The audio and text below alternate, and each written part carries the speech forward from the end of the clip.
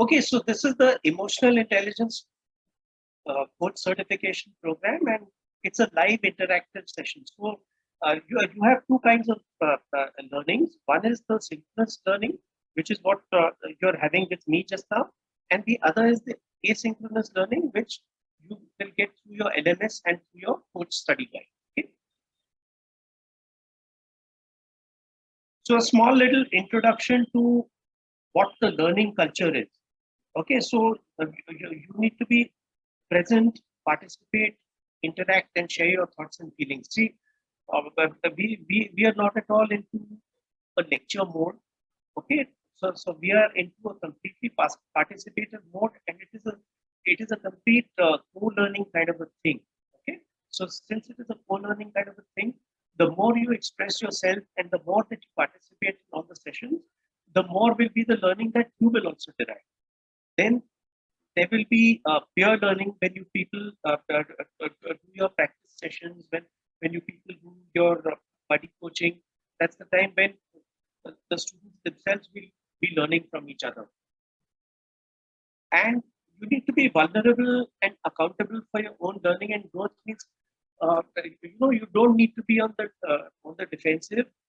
We are all family out here.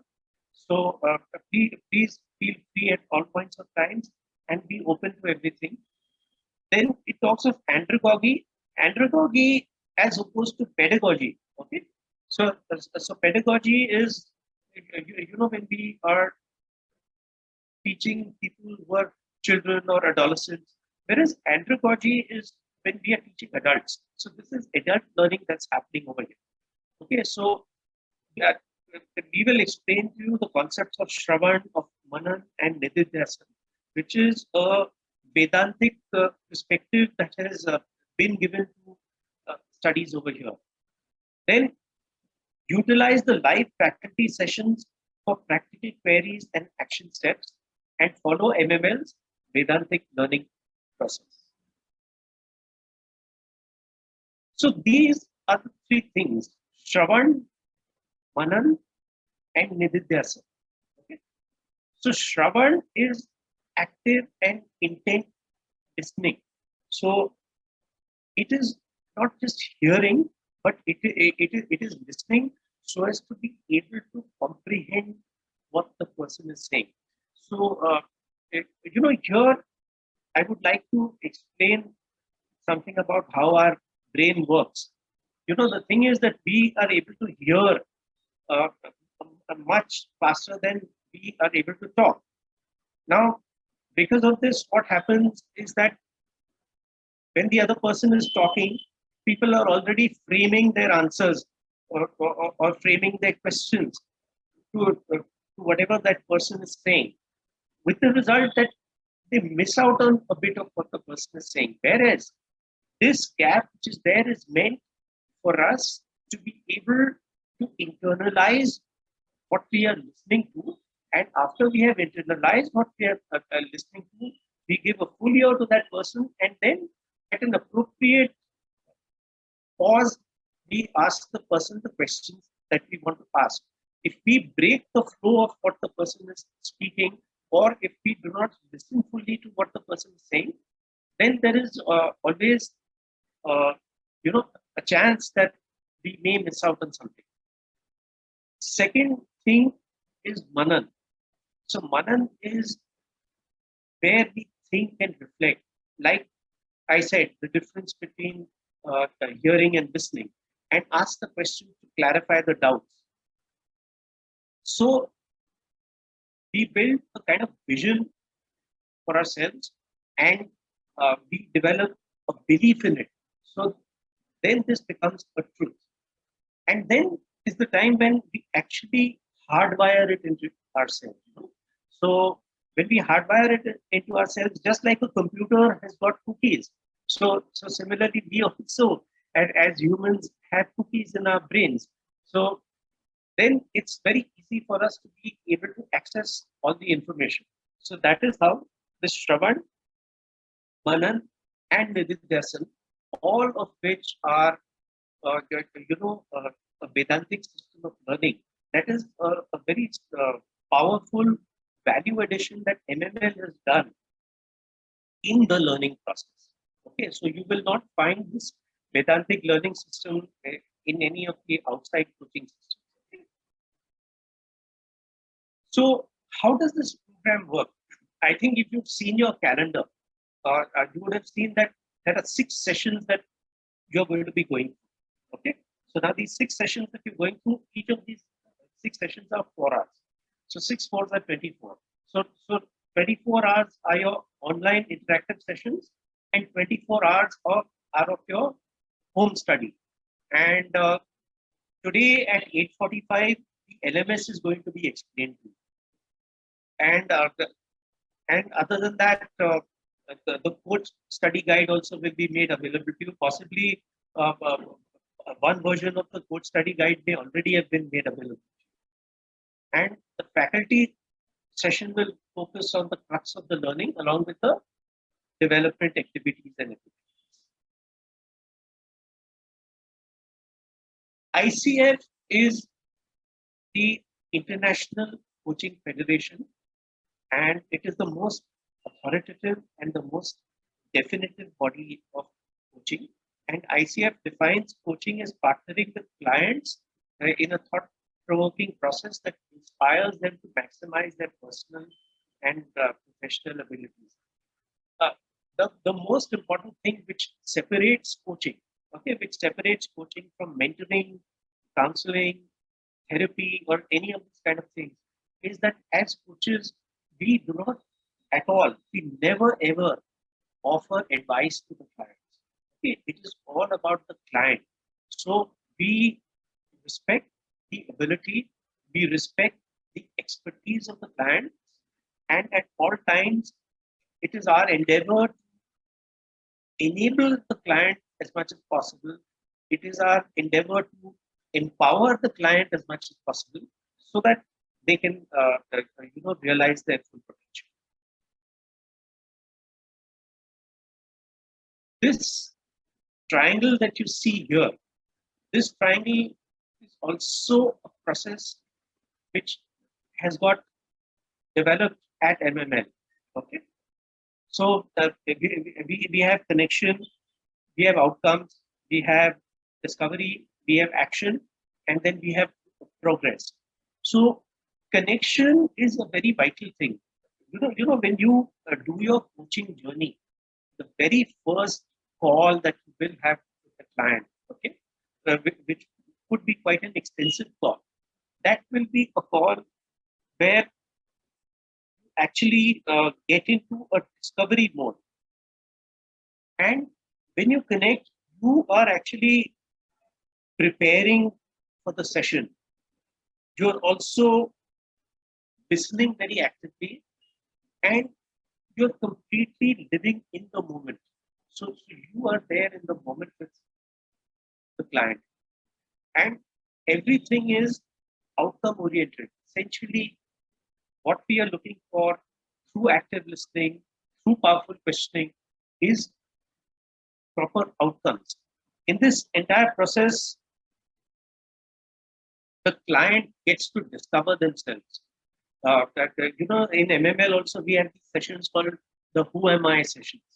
So here the client discovers who actually they are, and it is on that basis that they are able to define their actions, and then further progress keeps happening. Okay, so this is the coaching process.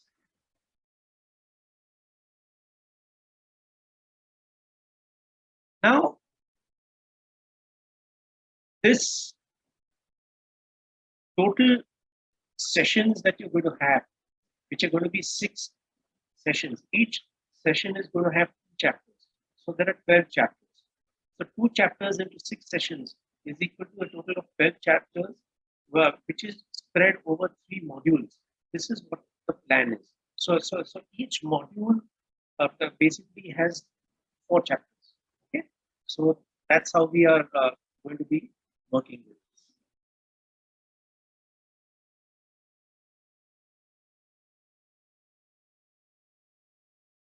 So now, what we are going to deal with is the the emotions, feelings, and moods. Then we are going to talk about identifying and labeling your emotions, interpreting behaviors, and the ABCD theory of emotions. Okay, so before I move with this presentation,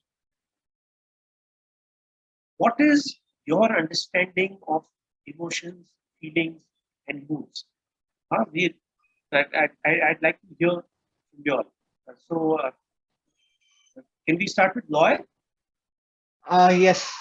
So, in my belief, emotions is anger, happiness, Mhm. sadness, and the different moods we exhibit. Sometimes when we are euphoric, happy, or we're very sad, we are depressed.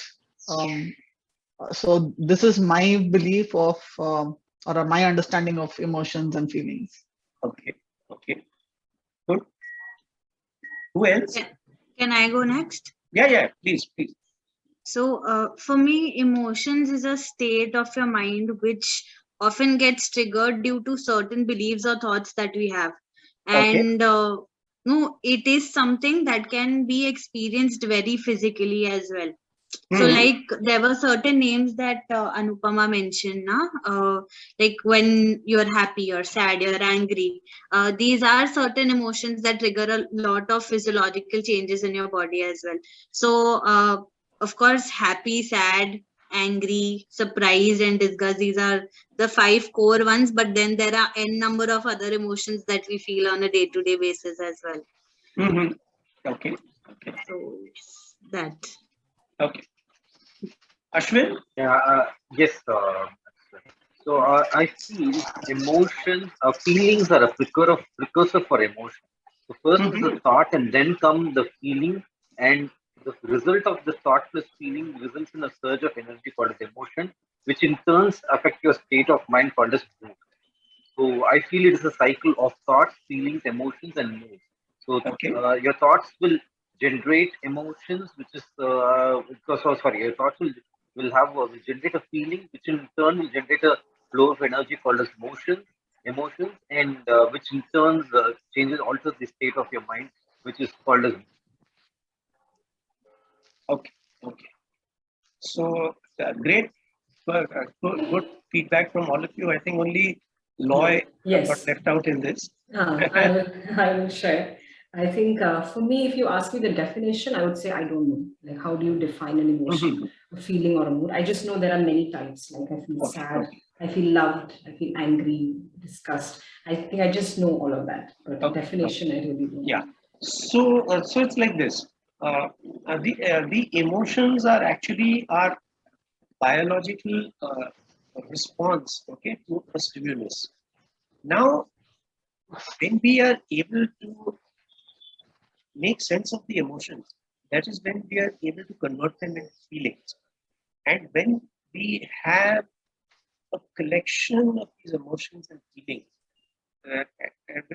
which leads to something larger, then that is what actually determines our mood. Okay, so that is the sequence in which it moves. Now, whenever we have this surge of emotions, uh, the chemicals last for about 6 seconds. The impact of those chemicals lasts for a further 90 seconds or so. And then after that, it is up to us whether we want to stay in that state or we want to be able to change that state. So that's how the thing works. So what are the learning outcomes we're going to have here? Is that we're going to understand emotions and differentiate those from feelings and moods. We're going to identify and label emotions, and we're going to be interpreting behaviors and learning based on that. We talk about this and all that. ನಂಗೆ So ಇದೇನೋ ಅಸಹ್ಯವಾಗಿ ಕಾಣಿಸ್ತಾ ಇದೆ ಅನ್ಸುತ್ತೆ. there's some disturbance. Oh, I think Anupama went on unmute. I just muted her. Please go ahead. So, so, so that's how the thing is. Now, but one word I want you all to remember. There is a word called alexithymia. Alexithymia is the inability to be able to express actually what emotions we are going through. So emotional intelligence is something which at all times, okay, at all times it is countering Alex Sibley. Okay. So your voice is going again little low. I mean, now until now it was fine. Now it is little again. Okay, can you hear me now? When we hear the word Can you hear me now? Yeah, yeah. Okay.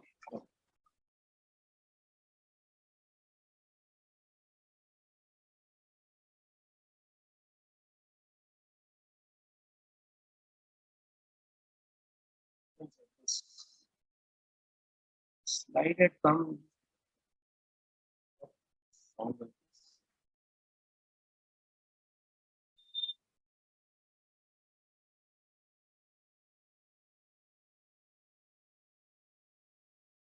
Let me just stop sharing.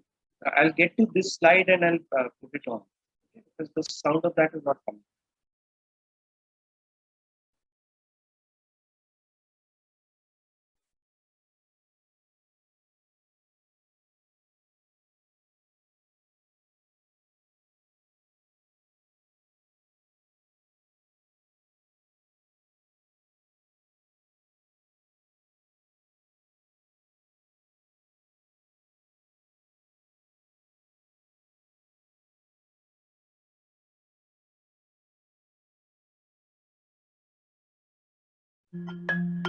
When we hear the word emotion, most of us think of love, hate, happiness, or fear.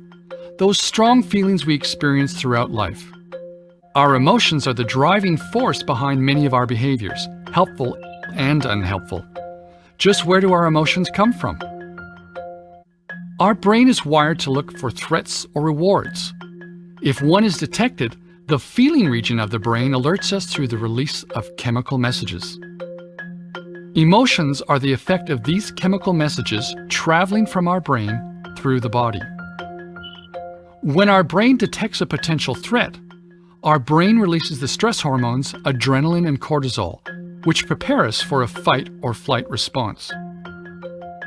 When we detect or experience something rewarding, such as someone doing something nice for you, our brain releases dopamine, oxytocin, or serotonin. These are the chemicals that make us feel good and motivate us to continue on the task or behavior. In these instances, the feeling region of the brain kicks in before the thinking part. Sometimes the reactions of the feeling brain are so strong that it dominates our behaviors and we're unable to think rationally in the moment. Our emotions hijack our brain. While many of our emotional responses happen subconsciously, our thinking can influence our emotions, and sometimes this can be unhelpful. Just thinking about something threatening can trigger an emotional response.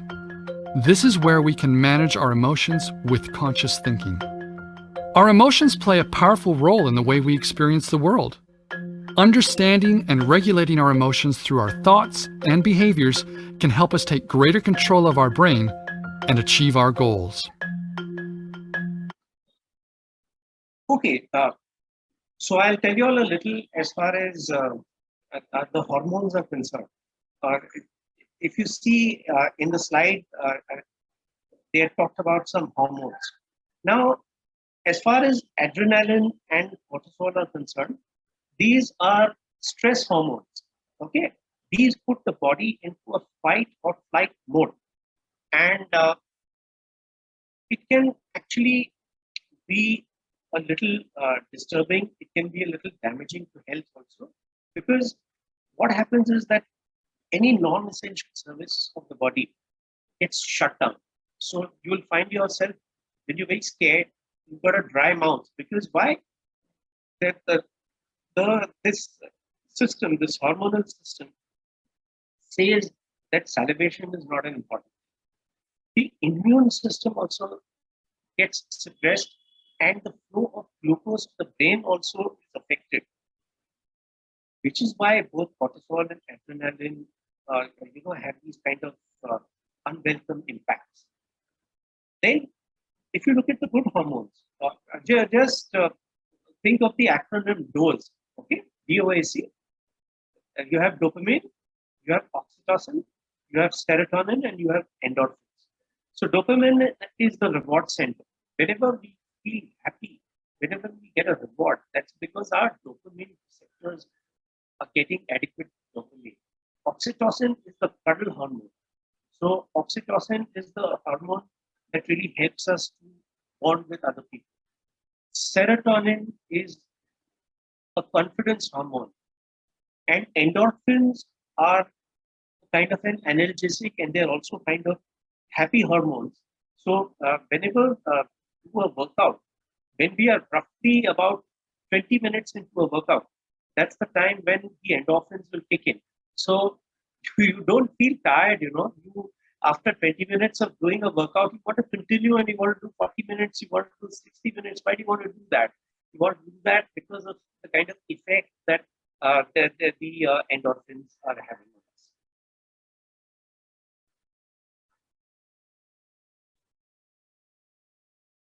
So what is the current understanding that you've been able to gather between emotions, hormones, and the way we feel? What do you think is the kind of impact that this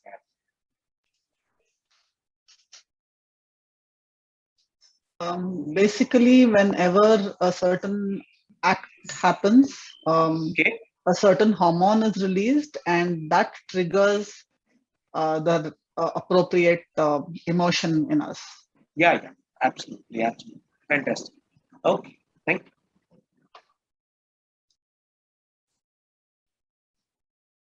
So now we come to emotions, feelings, and moods.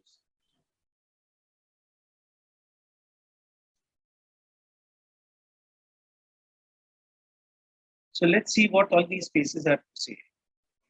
Many people discount the importance of emotions, but emotions help us in a variety of ways. Our emotional instincts help us assess threats, survive, and grow. But how do emotions occur? And what are the basic emotions? That's what this video will focus on. Theories such as the common sense, James Lange, appraisal label, and rational emotive, and the basic emotions, with a nod to Robert Plutchik's emotions wheel. There are a number of theories about how emotions occur, most just moving around the order that things happen. All of them, however, start with a stimulus, or what some call an activating event. The stimulus could be someone's behavior, even your own, an event, something that you react to. The common sense theory suggests that emotions just happen, and they happen as a response to a stimulus, and then your body responds. For example, you meet someone new, feel nervous and uncertain as an emotional response, then your body responds, a physiological reaction, by blushing, increased heart rate, etc. This approach implies that you have no choice in the matter. The stimulus causes your reaction. The James Lange approach reverses the last two steps. Now you meet someone new, the stimulus, which may cause you to blush and your heart start pounding, a physiological reaction, which results in you feeling nervous and uncertain, your emotional reaction. I said may cause a physiological response because in this theory, if there is no physical reaction to the stimulus, there would be no emotion. The third theory, the appraisal label approach, takes the James Lange view and inserts an additional step between the physiological reaction and the emotional reaction. The stimulus still causes the physiological reaction, but then your brain gets involved as you label your response. The label you use determines the emotions you experience. Depending on how you label the physiological response, you will experience different emotions. In other words, if you label your heart pounding and blushing as nervous, you will feel nervous. If, however, your label is excitement, then you feel excitement. This last approach allows us to have more control over our emotions because what we think is instrumental in what we feel. If we change our thoughts, we can manage our emotions. That brings us to another theory, the rational emotive theory, as proposed by psychologist Albert Ellis in 1955. It's very similar to the appraisal label approach. Instead of saying that an event causes your emotions, Ellis says that how you think about those events is what causes your emotions. Yep, your thinking causes your emotions, not what someone says to you or how they behave around you. He still starts with a stimulus, or what he calls the activating event. Then your thoughts about that event create your emotional response, which results in your physiological response. Say your friend is late for an appointment.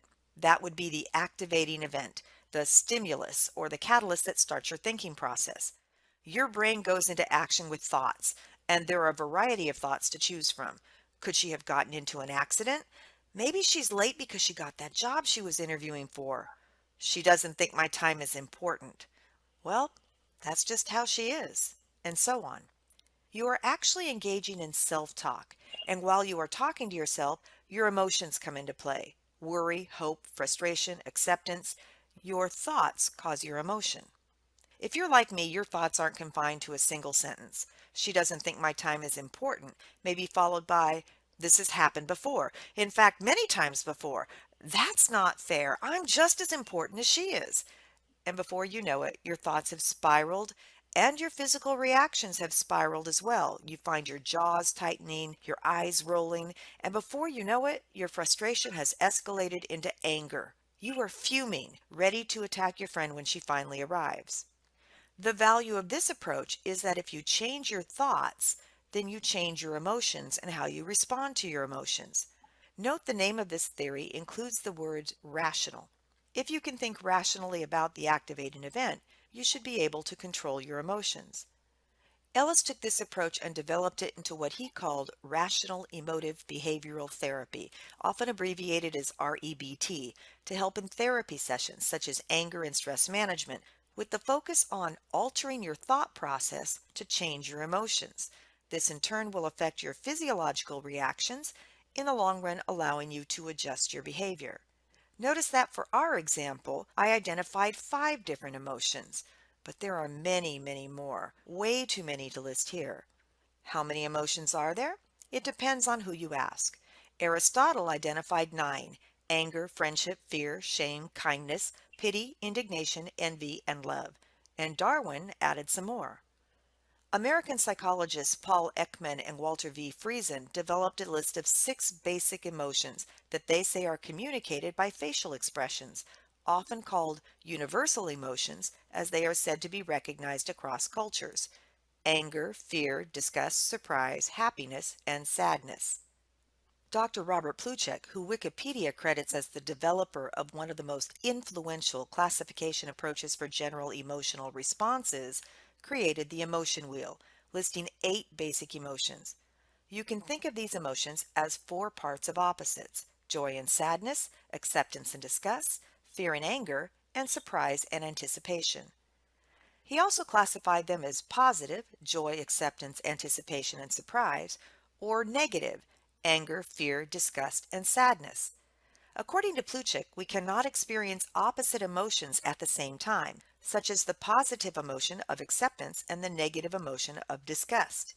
In fact, this is a major criticism of Plutchik's approach, as many disagree, citing the example of joy and sadness on opposite ends of the emotion wheel and a positive and a negative emotion, which many parents report feeling when their children head off to college or get married.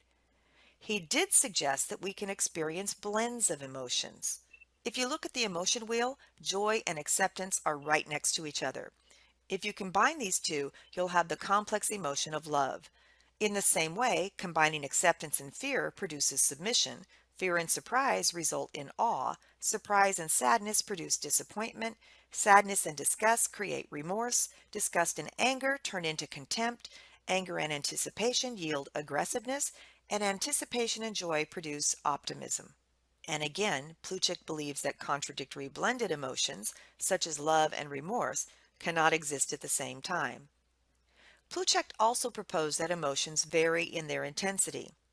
Think of the emotion wheel as just one level or row in a solid cylinder, often called the emotion solid. The emotions at the top of the solid, above Plutchik's basic emotions, are more intense, while those at the bottom of the solid are less intense. You can probably see it easier if we spread out the solid. Notice that anger, when more extreme, is rage, while when less intense, it is merely annoyance. More intense than joy is ecstasy, while serenity is a more muted emotion.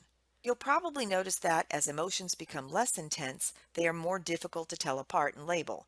In fact, we may not even have the vocabulary words for what we are experiencing. Let's end with some interesting findings about emotions. Interesting, but perhaps not surprising. If you want to estimate the intensity of an emotion, pay attention to posture and gestures. As an example, someone who is angry tends to gesture very quickly and sharply. Women tend to be better than men at recognizing emotions, particularly ones related to vulnerability, oftentimes without being aware that they are doing it. And women are also more nonverbally expressive, meaning they use nonverbal cues to express their emotions. There is some evidence, however, that men are better at noticing emotions involving lust and anger. The older you get, the more accurate you are at reading other people's emotions. Probably not surprising. The longer you live, the more experiences you have to help you recognize emotions. And there are differences by culture. You are more accurate at interpreting emotions when you are communicating with someone from your same culture than when you are communicating with someone from a different culture.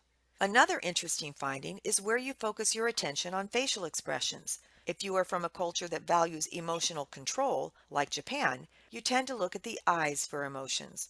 However, if your culture tends to be more open about expressing your emotions, like the United States, you tend to focus on the mouth for cues as to how people feel.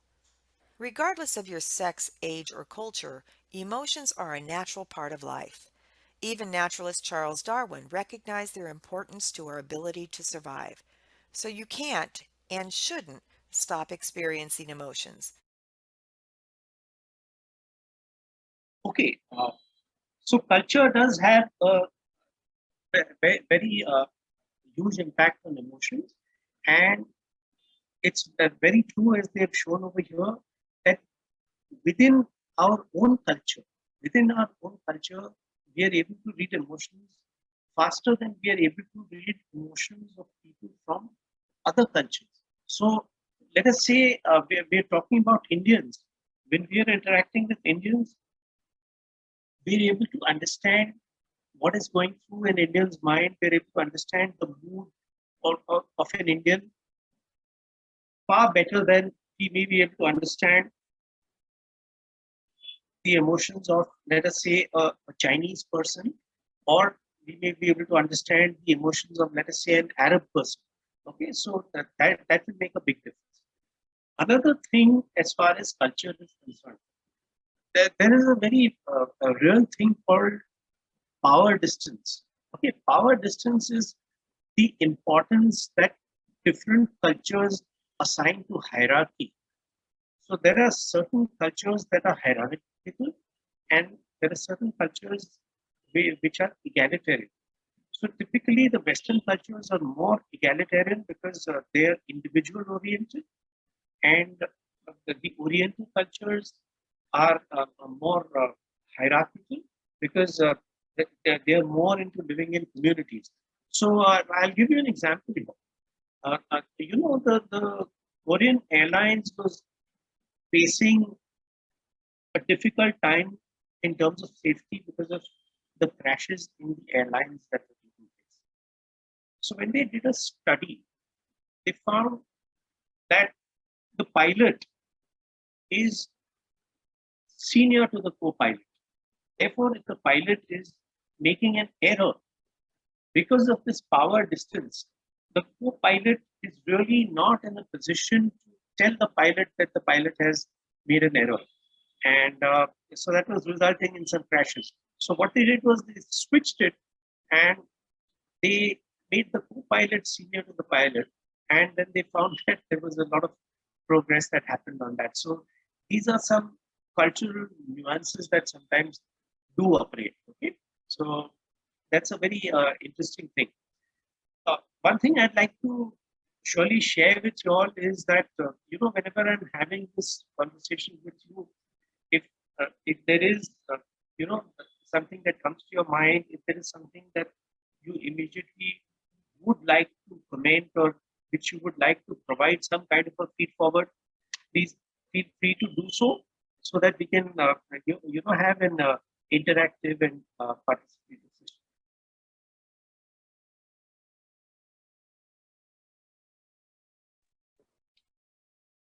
Sir, can I share Yeah, something? yeah, please.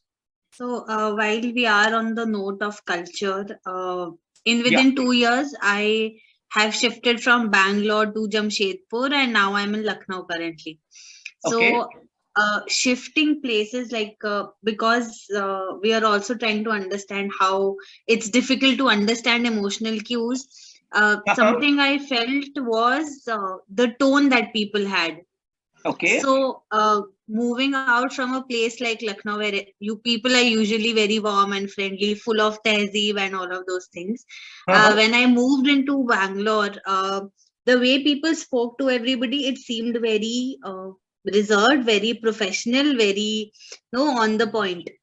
But it's only when I lived there and spent more time with the people there, I made sense of that was the normal state for them, and it wasn't that they were trying to keep a barrier in between. When I moved to Jamshedpur, given that that city has a lot of Biharis residing there, Yes. again the tone was very different. Mhm. It was very sharp, and it almost seemed that they were aggressive. Okay. No, so it took me some time to get a sense of, okay, if they have this tone, this pitch, that is absolutely normal, and I'm not being shouted at. So, no, just something that came to my mind when we were talking about this, no emotions and a cultural difference aspect to it. Right. Yeah. I quite agree with you. I mean, that there are definitely different implications of the way people speak, and the thing is that that is the way they are, and that is the way that they're really used to it. And your observations, I think, are very good, completely valid, and I do agree with you on that. Yes. Thank you. So, as we were saying, the emotions, they're the immediate physiological response to a perceived stimulus, and the feelings are the physical and mental sensations that arise as we internalize the emotions. Okay, so the affect is the prevailing emotional tone that is observed by the interviewer. Now, tonality is a very important thing. Whoever of you has done NLP, you all will realize that a person who is an auditory person, to such a person, the tonality makes a huge difference because they're very, very keenly tuned into the different nuances of the voices that are there. Then mood is the client's self-report regarding his or her prevailing emotional state. And a mood is a much longer duration than an emotion. You might have fleeting emotions which come and go.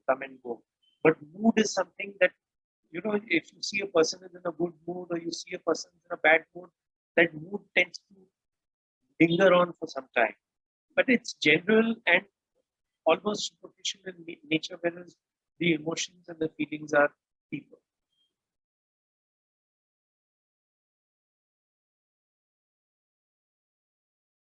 So in the video, we saw Tuchik's wheel of emotions. This is a more detailed kind of a thing. And you will find that on each of the spokes, okay, there are emotions which are similar to each other. However, their intensity varies. And when it goes closer to the center, it becomes more intense. And when it goes to the periphery, it becomes less intense. So apprehension is less intense. Then you have fear, which is more intense. And you have terror, that is absolutely intense. Similarly, annoyance is like irritation. Then there is anger.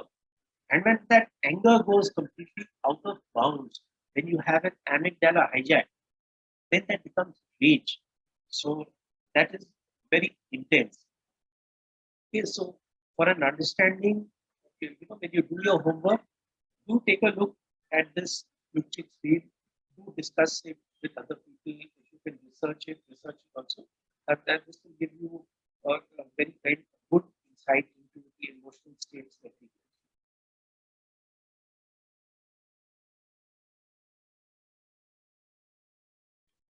it is said that there is nothing such as positive and negative emotions. Okay? There are pleasant and unpleasant emotions. Each emotion has a role to play for us. So, what does anger do? Anger triggers that epinephrine or adrenaline. It triggers that cortisol, and it helps us to go into a fight or flight mode. So that is how anger helps us. Anticipation helps us to look forward and plan so that whatever good things we want to do, we are in the position to do because of anticipation. Disgust is a very good defense mechanism. It helps us to reject what is unhealthy. Fear is something that caters to our instinct of self-preservation.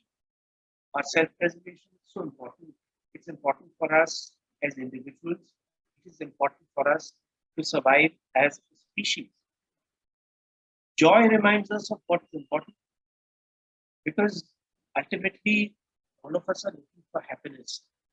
Sadness brings us into a state where we are able to establish or connect with each other because whenever we feel sad, we very, very much want to reach out to other people. Surprise helps us to deal with new situations. Trust is the glue that binds us all together. Trust is what symbiotic and good relationships are all about. And trust is so integral to the good things in life. So this is a very brief snapshot. This is a brief snapshot of how the emotions are actually working for us. Remember, we talked about the blended emotions. So, emotions like love, delight, awe, shame, all these are actually blends. So, joy and trust blend to give us love. Joy and surprise, they blend to give us delight. So, all people who might be in sales, they would know that customer delight is something that we really look for. So the customer is looking for joy, the customer is looking for surprise, and that is what delight is about. As coaches, curiosity is something that is greatly encouraged. So curiosity is a combination, of trust and surprise. We need to be emotionally deep. That emotional depth comes through sentimentality, where again, this is a combination of trust and sadness. So there are a lot of great good things happening. On the other hand, we need to avoid envy. Envy being a combination of sadness and anger. Cynicism, we need to avoid because if we want to be positive, if we want creative visualization to happen, if we want optimism to be there, then we cannot be skeptical. And cynics are people who are skeptical. On the other hand, we need to have hope, which has a great element of anticipation. So this is how the blended emotions are actually working for us, and which are helping us to really tap into ourselves, which are helping us to connect with ourselves. They are helping us to connect with others, and they are helping us to get the best out of relationships.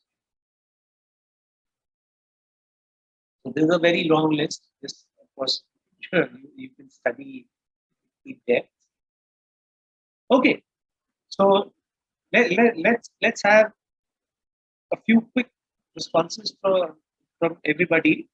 Okay, and since it's a very small group here, I would like each person to be able to respond to this. Where two questions are there. How are you feeling right now and why? And the other question is, which emotions have you felt either today or in the past few days? We can go in any order.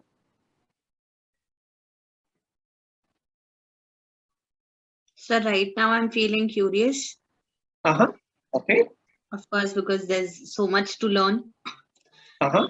And if I look at today, I would say it ranged from feeling excited to tired to Okay. anger. Uh, Okay. And I think right now the curiosity bit. So yes, Okay. these are the four that I can very clearly name. So did the tiredness also produce anger? Do you get angry when you feel tired? Yes, yes, Because you can't yes, do what you want to do, right? Yeah. yes. Okay. Great. Thanks. Thank you. Ashwin? Yes, sir. Right now, I feel happy and curious because learning something, new and which though some of which we already know, but structurally learning it like this is creating a lot of curiosity. And Okay. if you ask about the emotions that I've been feeling today and the past few days, that it has been ranging from happiness to being angry and a few circumstances being sad too. Okay. Okay. So Ashwin, what makes you angry? I mean, because nowadays I find a lot of people expressing this emotion of anger. So what is it that triggers anger? Is it over moral issues? Is it over social issues? Is it over emotional issues? What kind of issues trigger anger in you? Sir, I think it's an expectational issue. So, maybe the expectation that I have from myself and others have from myself. For example, it's usually because of work-life balance. So, my work is so much that sometimes, I have ailing parents. I do take care of them, but sometimes, I'm not able to give 100% of that attention to them and to my wife also. So that Okay. sometimes if I don't give 100%, people expect a lot from me. So I'm in a surrounding that people expect a lot from me. And Okay. especially and Okay. in the office too, people expect a lot from me. So that balance is what is creating a lot of anger, maybe within myself, or maybe I'm being Yeah, around yeah, people. I do not know. Hey, I get you, Ashwin. I get you. Sure, sure. And what about law and Yeah, law? I'll go next. So Yeah. I think for me, I have been feeling curious, as I think was almost Uh-huh. everyone has shared on that. And so curiosity tops my list of how I'm feeling, largely because I'm getting to learn something I really like and something I really wanted to learn from a long time, and the depth in which we are going in. So curiosity is the highlight for me. Emotions that I have been feeling today in the past few days would be joy, excitement, overwhelmed. There were a lot of things that were happening in office which I had to like take and run with in the last moment because my colleagues were not available because of health issues. So there is a feeling of overwhelmed as well, but joy also, joy, excitement. Yeah, those are feelings. So for me, it is right now anxiety as well as excitement. Uh-huh. Because one, I'm studying, getting to do something that I would like, and second is it's twofold. There is a client who called me up just before the session started, saying that they may want me to, meet them at an emergency level. So that is a. I'm hoping it doesn't happen. Mhm. And if it does, then I have my dad who's a little unwell, and I don't have anyone else at home to leave him with. So that's my present situation. And last few days, it's been more of anxiety. Like I said, my dad's unwell, and Mhm. we've not been able to figure out what it is. So that's been the situation for the last week or so. Oh, yes. Health is definitely a concern, and when actually we are not able to get a diagnosis from the doctor, then that makes us even more worried about it. So, Right. so then I can completely understand that, and I appreciate you for your commitment in attending the session, even when you have all those anxieties troubling you at the back of your mind. Thank you. Okay.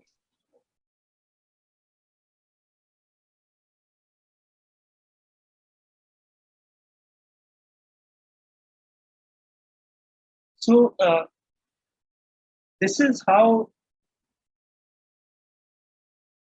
some of the facial expressions play out. We'll be later going on to an exercise where we see actual photographs of people. And I'm going to ask people to volunteer and say what kind of emotions they are seeing in those cases. However, these are some of the ones where there's contempt, fear, disgust, sadness, anger, some emotions which are very common and which we need to be able to pick up in people, and which are on the lower one, the sadness, the anger, the hope. So when people generally have everything lowered and depressed, that is sadness. As far as anger is concerned, there is a general grimace which is there in the expression. Normally, people's eyes can either become big, or on the other hand, they can also become very small. The eyelids get tightened when the people are angry. The lips are also tightened. And when there is hope, you can see cheeks are raised, lip corners pulled. See, involuntary muscles are not possible for people to control. Therefore, the involuntary muscles give away the emotional states of people. So that there was a very famous neuroscientist, Paul Ekman. He studied the 43 muscles of the face. For a period of 8 years, Paul Ekman studied the muscles of the face, and he was able to exactly tell what kind of emotions were going through people. He was even hired by the FBI in certain sensitive cases to be able to tell whether a criminal was telling the truth or the person was telling lies. So that is the extent to which all these emotions seem to play out. So people whose social awareness is good, people whose social awareness is good, are able to read these emotions much better. Sometimes there's a couple that might go out to a party. Now, when that couple goes out to the party, and when they come back from the party, one of the person asks the spouse, "Did you notice such and such thing happened in the party?" Then the spouse is possibly not able to pick that up, but this person has actually been able to pick it up because this person is very perceptive, and this person is able to understand the facial expressions of people. So this is how the whole thing plays out.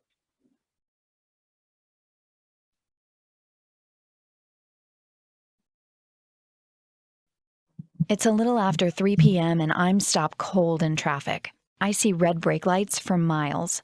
Ugh, Highway 1, I mumble to myself. I was running late and feeling frustrated. I even caught myself thinking negative thoughts about other drivers who had to switch lanes in front of me, which is never a good sign about my emotional state. Then I thought to myself, it's not his fault. You are frustrated because you are stuck in traffic. And oddly, I felt a lot better.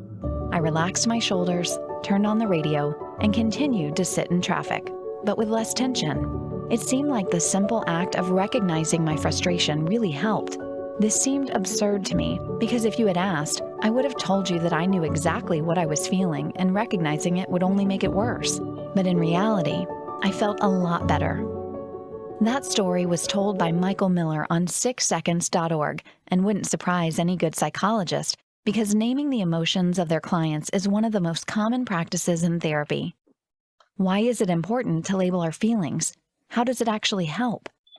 When we give something such as a difficult emotion a name or a label, it allows our logical brain to help regulate and organize the primitive and emotional parts of our brain. When our feelings are swirling around us in an unorganized chaos, the logical brain can't help. It can only help if it understands. By giving the emotion a name, the logical brain can step in and calm the other parts down. At the UCLA Brain Mapping Center, they have special machines that can literally watch how our brain calms down when naming emotions. Matthew Lieberman of UCLA explains, in the same way you hit the brake when you see a yellow light, when you put feelings into words, you seem to be hitting the brakes on your emotional responses.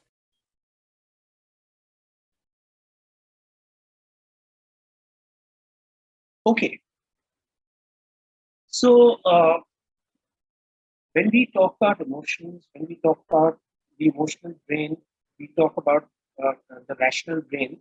There is a phenomenon called the amygdala hijack. Now, I would like to share with you all a little regarding this amygdala hijack. So what happens is that we have a spot in the brain called the thalamus, which is like, let us say, a telephone exchange. It's receiving inputs. Okay? It's receiving inputs from outside. Now, it sends these inputs to the cortex, which is the rational part of the brain. The cortex processes it and sends it to the amygdala. The amygdala is an almond-shaped organ, which is the emotional part of the brain, and then the amygdala, it directs certain activities. Now, unfortunately, what happens is that there is a short circuit from the thalamus to the amygdala. So the amygdala, even before it can receive any kind of an input from the cortex, it kicks into hyperactive mode and it starts going into overdrive and it takes over the entire process. So this is called an amygdala hijack. So what we need to be able to do is we need to be able to take a deep breath. We need to be able to provide space between stimulus and response. So when we are able to provide a space between stimulus and response, that's when we're really able to do a good job. Any questions, any observations from anybody regarding our emotional state and how we feel at different times? Sir, Ashwin here. I just want to ask the question. Sure. I know that this comes within the realm of emotion. So, is expectation an emotion or a feeling, sir? How do we manage it? Like our own expectations from ourselves and also others expecting from us. Okay. So, what we need to understand is what is within our locus of control and what is not within our locus of control. So, that there's a very famous prayer called the Serenity Prayer. So the Serenity Prayer says that God, give me the courage to change the things I can, the patience to put up with those that I can't, and the wisdom to know the difference. So if we are able to work on those kind of lines, then our expectation setting gets very much in order and our thinking becomes that much more clear. So does that answer your question, Ashwin? Exactly, sir. Thank you. Okay. Thank you. Most welcome.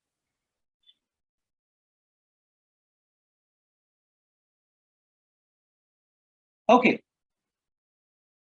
So now we have these series of faces. Okay. So we go with fastest finger first. Whoever wants can unmute and they can say, I'll call out the alphabet and you tell me what the emotion is. What is A? Contempt. Contempt, is it? Okay. Anyone else? It's like a nonplussed emotion, like completely, Okay. reactionless. Reactionless. Brilliant. Yeah, So, I felt no feeling. Yeah, correct. So reactionless, no feeling. That's absolutely right, because it is neutral. So A is a kind of a neutral face. What you call a deadpan face, you call a poker face. That's the thing. Okay, what is B? Happy. Happy. Yes, he is happy. Then C is also a no-brainer. Then, what is C? Sad. Yeah, correct. C is sad. What is D? Irritation. Worried. Scared. Yeah, irritation. There is a shade which is very close to irritation. So D is actually disgust. Disgust. Yeah. And what about E? Angry. Frustrated, Anger. angry. Yeah, absolutely. Angry is absolutely right. So that y'all are doing very, very well. Congratulations. We'll keep moving. F. Surprised. Surprise. Surprise. Yes. Yes. Absolutely. F is surprised. And what is G? I would have thought it's disgust. No. Yeah. Non-interested. Brilliant. Yeah. Spot on. So, so G indeed is disgust. Now, the other two rows, okay? Now it gets a little more difficult, okay? Mm. So now that the other two rows are actually complex emotions. So now let's hear what is H? Joy, Joy and yeah. Surprise with euphoria, joy. or something. Joy and Surprise. surprised. Joy and surprise. Absolutely. See, I'll tell you one thing. In a complex emotion, if you are even able to capture one of the two emotions correctly, I think that's a very good thing, you know, because the complexity increases, right? So that's great. Then what is I? Happy. Happy. Happy. Happy and is serenity. happy is absolutely right. And the strange part is that it is happiness and dislike at the same time. You know why?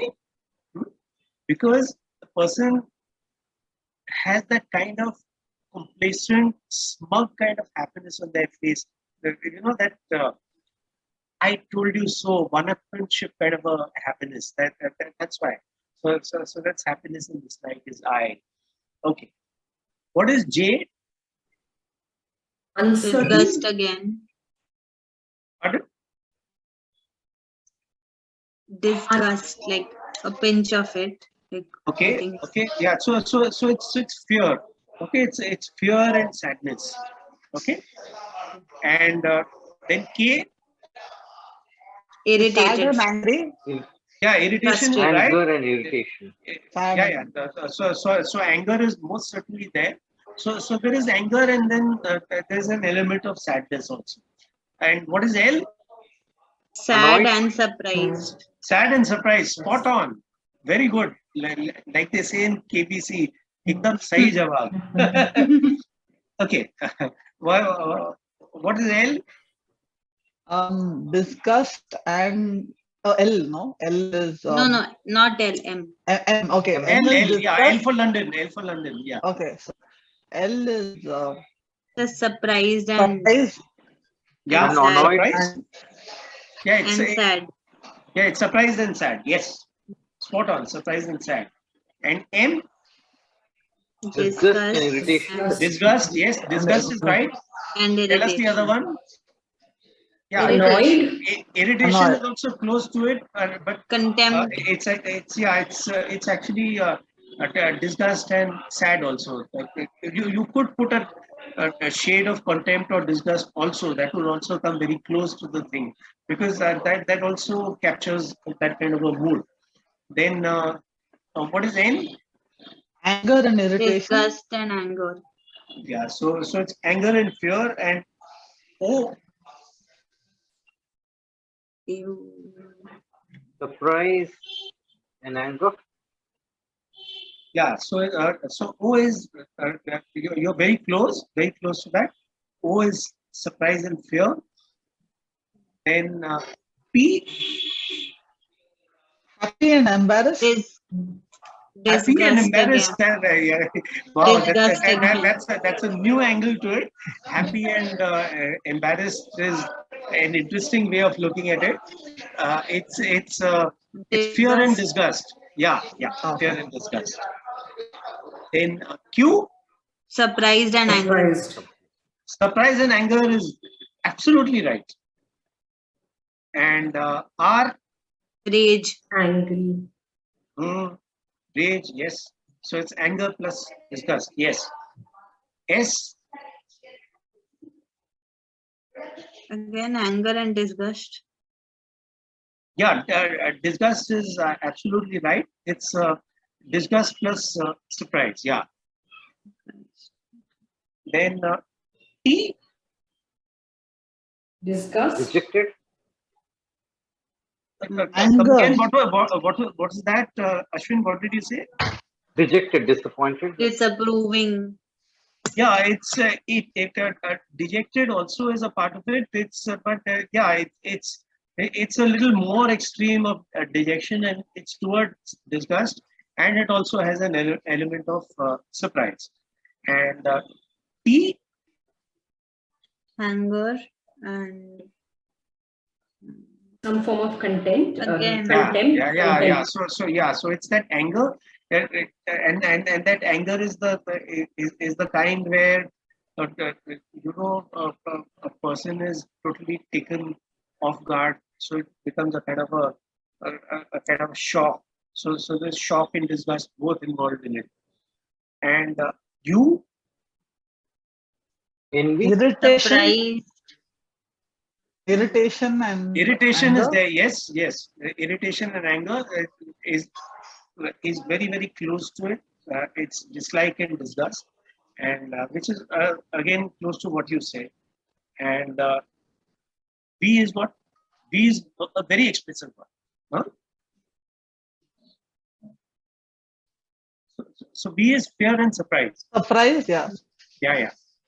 So we come across a lot of people out, who say they are face readers and all. So I think there's no rocket science to that. I think all of us here also have been very, very good face readers, and I definitely must applaud all of you for having done a fab job of identifying such a huge gamut of emotions. Congratulations to you all. Yeah.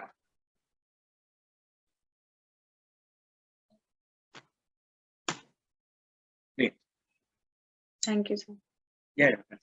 So these were the individual ones. Why they are put in different rows, na? For larger groups, it was meant for a breakout activity, but since ours is a small group, so we can't have those breakout rooms. For 4 people, you can't have a breakout room.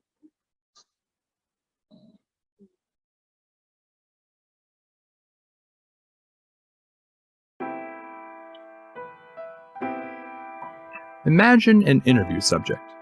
Their eyes are darting back and forth, avoiding direct contact. They're slumped over and shift nervously in their seat. Their answers are short and non-committal. Everything we've heard in the news and pop culture about behavioral analysis tells us that these are the actions of a guilty person, but they are also the actions of a trauma victim. Interpreting behavior is a key part of conducting an interview, but it's crucial to remember that there are no universal guilty behaviors. Truthful subjects can become nervous during interviews, while guilty subjects may be cool as ice. Every action you observe needs to be viewed in the context of the subject's situation, the subject's unique individual norms when not under stress, and the timing of their action inside of the conversation. Doing so will help you remain unbiased and focused on finding the truth. To take your interviewing skills to the next level, visit www.wz.com.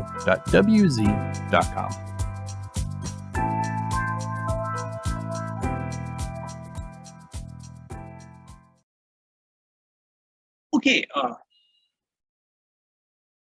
I'll ask you 2 questions. And if you disagree, then you need to tell me the reason why. When people cross their arms like this, it means that they are closed people. Do you agree or disagree? Agree. You agree? Yes. So not always. I Not disagree. always. No. Who said not always? And who said I disagree? So Pratishtha, not always. Okay, so Pratishtha, if you're saying that they are not always close people, why do people cross their arms? For the record, let me tell you that you're right. Not always is correct. So, but can you tell me why? So like we just saw in the video, the context does matter. So I myself am somebody, I end up having a lot of backache if I don't, like I often use my arms to rest my back when I stand. So my arms get crossed often, though Okay. because I know this is perceived as being a closed person.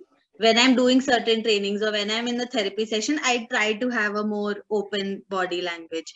So while it can seem that this is how it is, but not everybody closes their arm just because they're trying to protect themselves against the threat.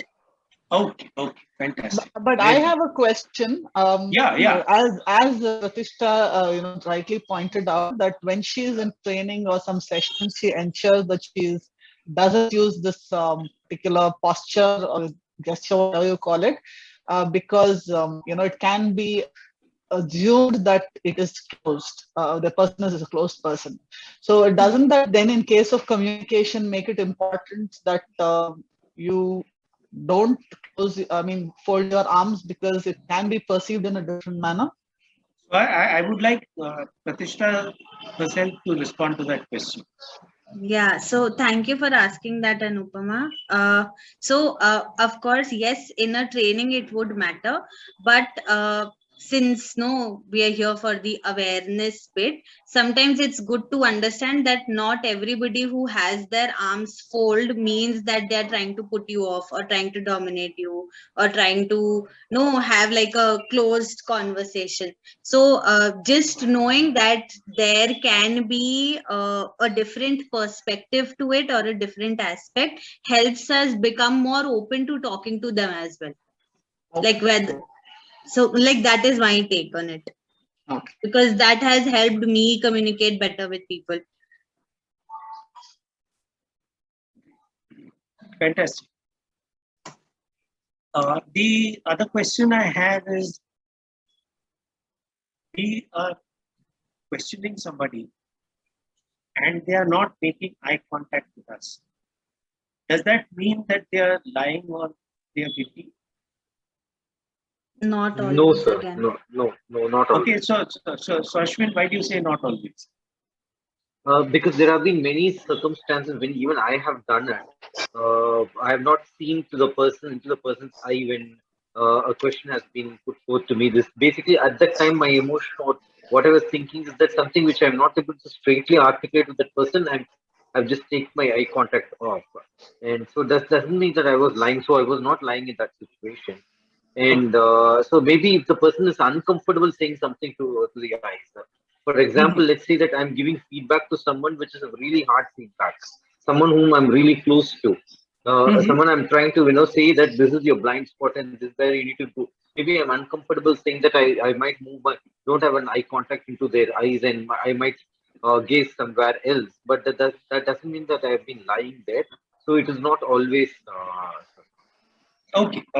So yeah, so when we are in uncomfortable situations or when we are in socially challenging situations, we may choose to not have eye contact, but that does not necessarily mean that we are shifty or that we are not telling the truth.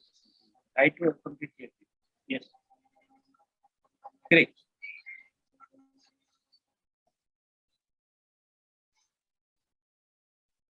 Before I get on to this, I want to ask you all, how many of you all have heard of this? Yes, I have heard. I haven't. Anupama has not heard of this. I have. I mean, DISC is I think I've taken that also for the other session that I'm on. Yeah. No. When you take admission to MML, you definitely do give a DISC test. Yes. So in that context, you would have known about it in terms of taking the test. But before you came into contact with MML, did you know about this? Huh? Nope, I didn't know about it. Okay.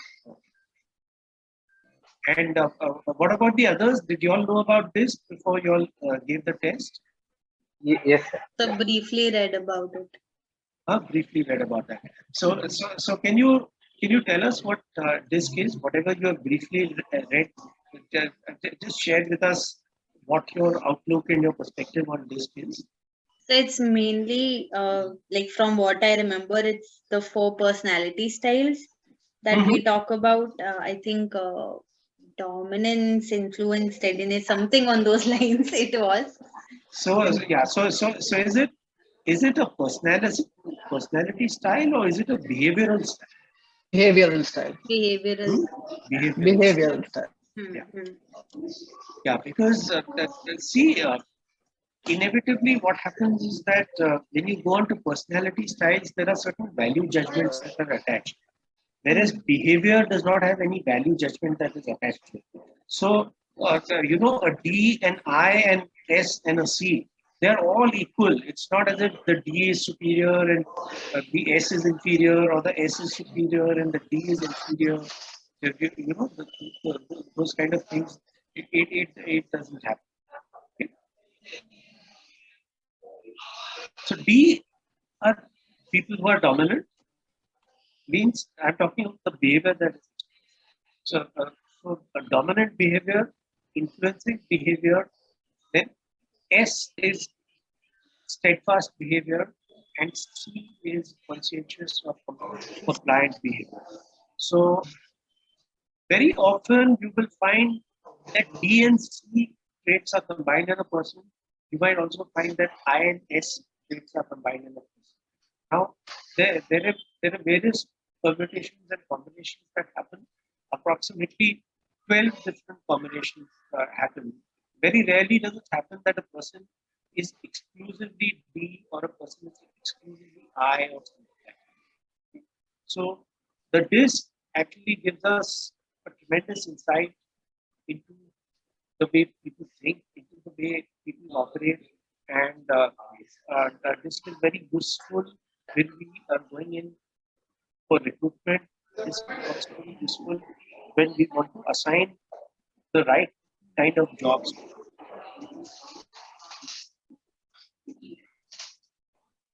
So, who's from a psychology background over here? I have, sir. Okay, so have you come across REBT? Yes, sir. So before Yes, I go, so before I go into the slide, tell all of us a little about REBT.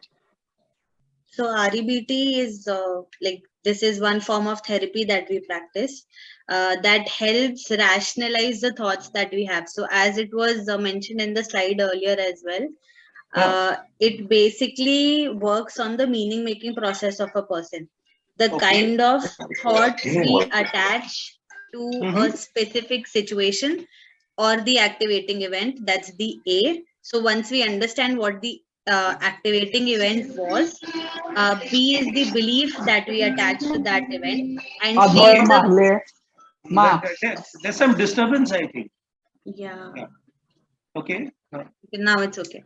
And C is the consequence of that particular belief. So, for example, if if I see a friend across the street, maybe I wave to them, but the person ignores and walks away. Now that could be an activating event. My belief, depending on my belief, there would be a behavior or a consequence that's going to follow. So if I believe that maybe my friend did not see, I would accept it and move along. So there would not be any negative behavior that would follow. But if I end up believing that no, this person was purposely trying to ignore me, or no, if I think how can this person do this? Am I not important enough for the friend or whoever? Then the consequence can be negative. So the REBT model helps dispute these negative, irrational thoughts and come to more constructive, rational thoughts or belief systems. Yeah, so you're absolutely spot on as far as that is concerned. So you have the activating event or adversity, you have beliefs about the event or adversity, and then you have the consequence that is the emotional consequence in our context. So these self-defeating beliefs do have to be disputed. So that is the D that you talked about. And finally, there is an E that has been added to it, which is the effect of consequence of challenging self-belief, the self-defeating belief. So REBT is a very kind of a confrontational style of therapy. So that is why it has a lot of power attached to it.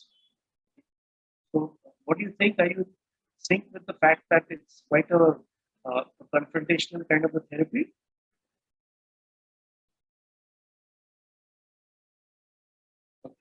So you're asking me?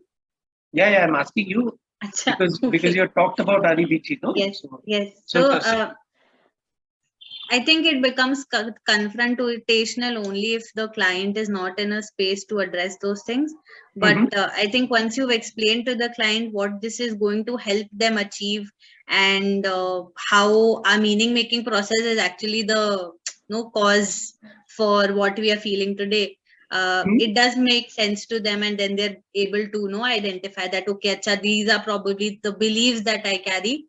And it's Okay. not actually the event that is making me feel the way I am feeling. So it empowers them actually to have some control and make those life choices. Right.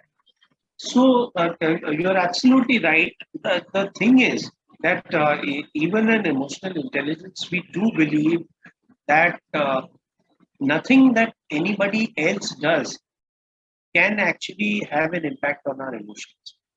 It is the interpretation that we give to it that has an impact on our emotions. In fact, let's talk about a thing called stress.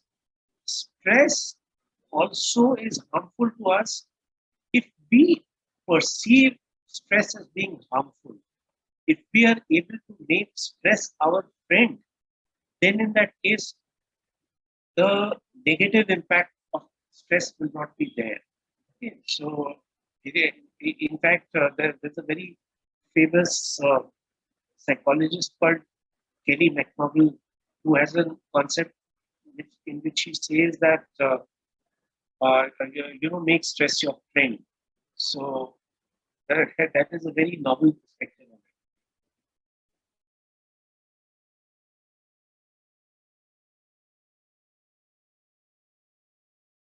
So this organization works on the ABCD model of REBT. We will talk about how, when we become upset, it is not the events taking place in our lives that upset us, but it is our beliefs that cause us to become depressed, anxious, sad, and so on. To illustrate this, we will be using a simple ABC model developed by Dr. Albert Ellis. In this model, A refers to activating event, which means whatever it is that started things off, a situation, another person's behavior, or our own thoughts about something which has happened. B refers to our beliefs. These beliefs can be about ourselves, others, things, or situations. These beliefs can be specific or generalized. And C, which refers to the consequence, that is our reaction to A in terms of both emotions and behaviors. In order to understand this, let us take an example of two boys who have to make individual presentations in front of the same group. This is the first presentation that either of them have ever made in their lives, and both of them have prepared very well for the same. Yet, the first boy at the time of presentation gets nervous, goes blank, and his presentation goes for a toss. Whereas the second boy is confident and makes the presentation effectively. Both these boys were in exactly the same situations, but their emotional and behavioral response was different. For both the boys, the activating event was facing the audience. For the first boy, the activating event triggered a belief that I am not capable and not good enough, which led to the feeling of nervousness resulting in poor presentation. For the second boy, the activating event triggered a belief that I am capable and good, which led to the feeling of confidence, resulting in effective presentation. Once we understand our behavior through the ABC model, in order to create a positive change in our behavior, we can add a D and a E to the same. D represents disputing irrational beliefs and E represents creating effective new belief. Going back to the earlier example, let us understand the application of D and E for the boy who got nervous. So if we were to dispute the original belief that I am not capable and not good in a way that we could break it along with creating an effective new belief that I am capable and good, the boy would now begin to feel confident, which given the fact that he is well prepared will help him deliver effectively. I would like to end this video with a request that if you have liked it and found it useful, do share it with your friends and family. You can also follow us on social networks or subscribe to our newsletter by visiting our website. Okay, so what is the thought regarding this video that you...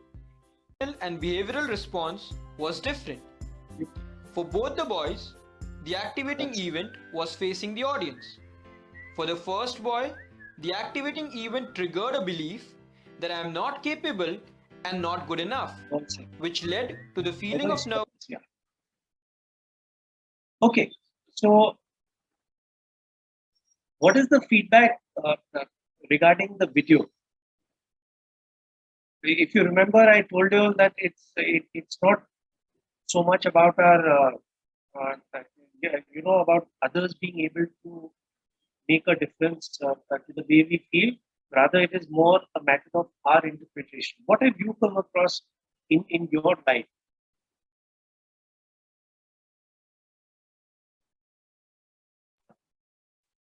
Does it make a difference? Yeah. Could you repeat the question? Yeah. Okay, so does the way people treat you make a difference to you, or do you believe that it is your interpretation of the way people are treating you that makes a difference to you? Interpretation, sir. So the more we are able to look at things in the right perspective, the happier we are able to be. Fine. Yes, sir, I had a question that I Yeah, would like sure, to sure. ask. Yeah, though I do concur with the fact that it is the interpretation, but what if the other person expresses clearly that the person is disgusted with you or doesn't like you? Then would that then be part of interpretation? Because here I know clearly that the person is disgusted with me or the person doesn't like me. What are your thoughts on that? Okay, so if a person says that they are disgusted with us or that they do not like us, do we ask them why they feel that way? I think if I reflect back, maybe not, because I'm already put down by the fact that the person is disgusted by me. So very rarely have I asked like, why is there a disgust? Yeah. Okay, so the thing is that usually when they say a thing like that to us, they are already in some form of an amygdala hijack. So they're not dealing so much from a rational mind and more actually dealing from an emotional mind. So if we are able to get them a state where they can connect with us at a more rational level, then it's more likely to be able to achieve some kind of a connect with them. And also, if we validate their feelings, okay, that see, validation and endorsement is not the same thing. Validation just means that we acknowledge that they have a right to their point of view. Now, their point of view may either be correct or it may be incorrect.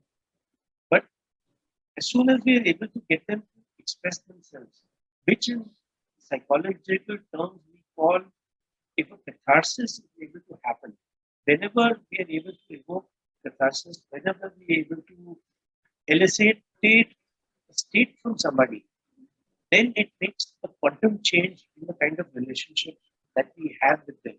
And that is one of the fundamental things about emotional intelligence. Otherwise, what happens? Otherwise, it becomes a game of uproar. You know, you right now games people play. So someone says that they dislike us, and then we tell them, okay, to hell with them. And it becomes a game of uproar, and then it doesn't get us anywhere. Okay. Yeah. Yeah, that makes sense to me. Thank you. Yeah. Okay. I quickly want to ask you that around 7 o'clock, do you want to take a short break, or would you like to continuously go through with the session? I would like a break. I would like a break. Okay. So how long do you folks believe that the break should be? 5 to 10 minutes sounds good. Yeah. Same here. Yeah. Okay. So let's take the upper limit. We'll take 10 minutes. So at 7 o'clock we'll stop. Don't log out. Just keep your video and audio off. And at 7:10 you join back. So we'll continue right now till 7. Then at 7 we'll take a halt, and till 7:10 we'll be on that halt. Okay. So this is what the summary says. It says that the emotions come first and then the feelings come, okay, which makes sense because the feeling is when we are really able, we are really providing a label to things. Labeling our emotions is an important step in being able to deal with them. And behavior is a product of both, of capacity and motivation. Sometimes we may have the capacity, but we may not be motivated enough. A lot of stuff doesn't happen because people are not motivated enough, because we have measures to see what people have done, but we have no measures to see what they could have done. Because when people are not motivated enough, they hold back their best. And when they hold back their best, there's absolutely nothing that we can do about that. Okay? Coming to the ABCD model, it's a very simple mnemonic, and it helps people mentally work through a reflection process. Well, describe this entire ABCD thing very well indeed, and full marks for that. So this small learning group formation we may not be able to have because ours is a very small group in any case. So maybe you all as a single group can do learning amongst yourselves.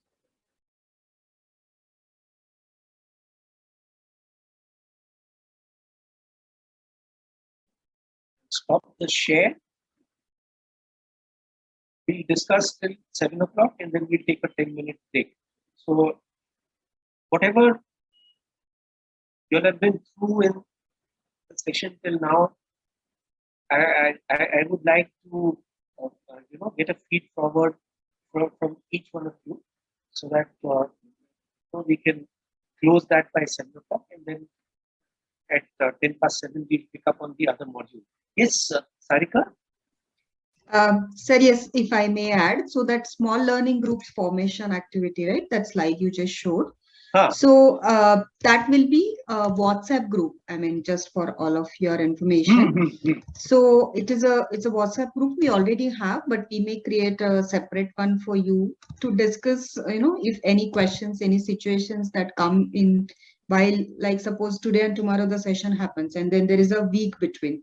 So anything related to the topics that we discussed, if any questions are there, any situations are there, anything that you would like to post to the faculty as well as discuss amongst yourself as well. That is the activity that will happen. Okay. Yeah. Thank you. Yeah, correct. And one more request I have, that in the WhatsApp group, just introduce yourselves, because then I'll be able to align the names and the mobile numbers. Okay, here the name and face I can align, but I don't know your numbers. So there, if you just put it, then we are able to store your numbers against your names. Okay, yeah. Okay, so Will you all go up by yourselves or should I call out the names? Okay, so since Ashwin has come on camera first, fastest finger first, it will be Ashwin, then Loy, then Pratishtha, and then Anupam. Yes, Ashwin. So this has been a very interesting session. One is my top learning is about the importance of being aware of emotions. And I didn't know about REB therapy. So for the model that you explained, Okay. the ABCD model is really helpful. I think I'll have to try that out. And Okay. these were my top two learnings. Apart from that, recognizing emotions, facial emotions, I didn't know that there's so much plethora of emotions when which can be exhibited on the faces when we had that activity. Yeah. So, So now the next time you're with your boss or with your person working under you or with your colleagues or your friends, keep looking at their faces and keep trying to understand what's really going through their minds. Ashwin. Yeah. exactly. Sure. Yeah. Okay. I'll go next. So I really like the flow of the content. For me, it was very logical, starting from definition and moving into more complex topics. For me, the highlight of the interaction today has been one is labeling the emotions, different emotions that is there, and also combination of emotions that was very new to me. You can experience two opposite or two nearly close emotions together. So that was one takeaway from me. Second was the ABCD model, and what I liked is if you change your belief, your emotions can change. You have a control over it. Absolutely. Yeah. So that was the second big takeaway I had. Yeah, I think those are the two big ones for me. Okay, great. Thanks. Okay, so yes, so for me it's been a very engaging session, honestly. I love it when there are constant activities and we get to talk. I'm so sorry if I've been talking a lot, but no, this topic is something that has been really close to me. And one thing that absolutely stood out for me was the reason behind labeling the emotions. Okay. Because I am someone who likes the logic of everything. And this has been one thing I often tell my clients to do. I keep asking them, how are you feeling? What did that make you feel? How do you feel right now? And blah, blah, blah. But knowing that this actually helps them organize their emotions in their mind, that was something that stood out for me. Okay. Thank you Great. for that. Wonderful to know. Thanks. Yes, Anupama? Yes, coming from a legal background where we look at things very differently, everything for me today was a learning, especially understanding what emotions, feelings, and moods were. And naturally, the ABCD theory that you spoke about is something that I've not heard about at all. So I thoroughly enjoyed the. Wow, wonderful to know. Now, all right, just one question I have, and any of you all can take it, or more than one of you can also take it, is that you all know that this course is about emotional intelligence. So I want to understand from you, how did the curiosity about emotional intelligence get triggered in you? Any of you can go for that question.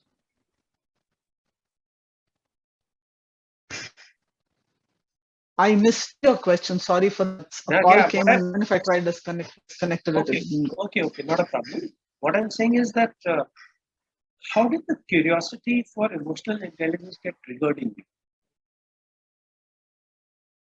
I still didn't hear you. I wanted to tell you from the beginning itself. I don't know if I was having a problem with your volume or everybody else was, but most of the time, a few of your words get eaten up. So I didn't again get what you were saying. So I think sir is trying to ask, sir, if I, please correct if I'm wrong. So how did you got this curiosity of emotional intelligence, or why you actually chose to go for this course? Yeah, absolutely. Yeah, absolutely right, Sarika. I think I told that right in the beginning, right? So I went into industrial psychology because I'm training a few employees and I wanted to understand how to work with humans better, because law is a totally dry subject and it's not easy to understand people. And that led me, one of the elective subject was emotional intelligence. I really liked, because most importantly for me, it was understanding myself better. Thanks.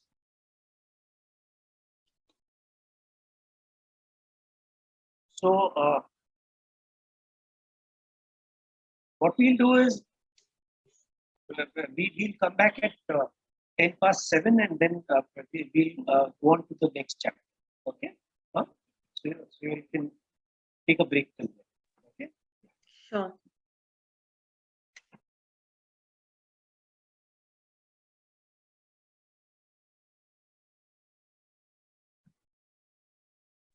Yes, sir. Okay. Back. Okay, great. So I'll just put on the other slide.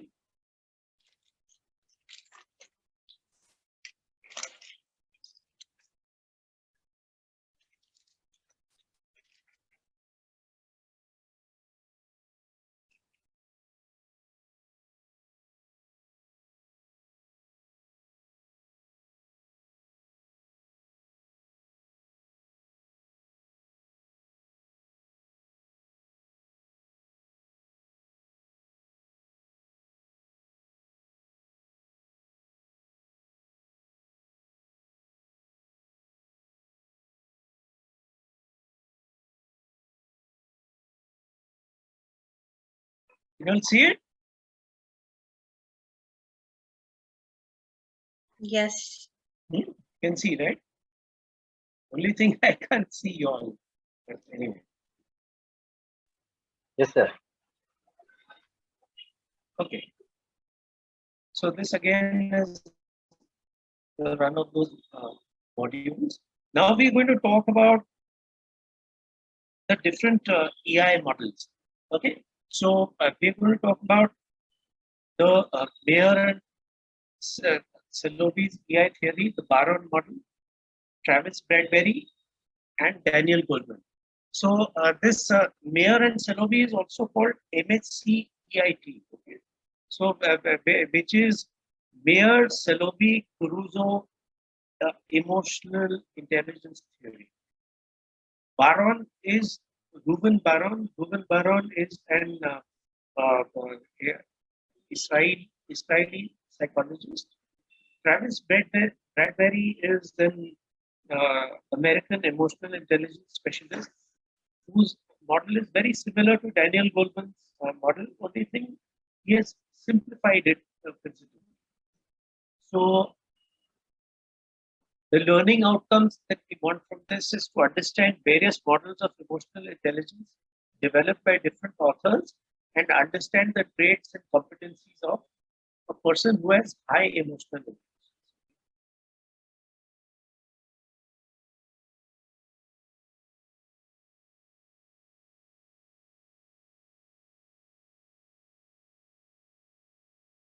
So this group activity was initially meant for selection of group leaders. However, we don't have a group which is large enough to have different groups and different group leaders. So therefore, I think the good news is that each person here is a leader unto themselves. So that's absolutely fine.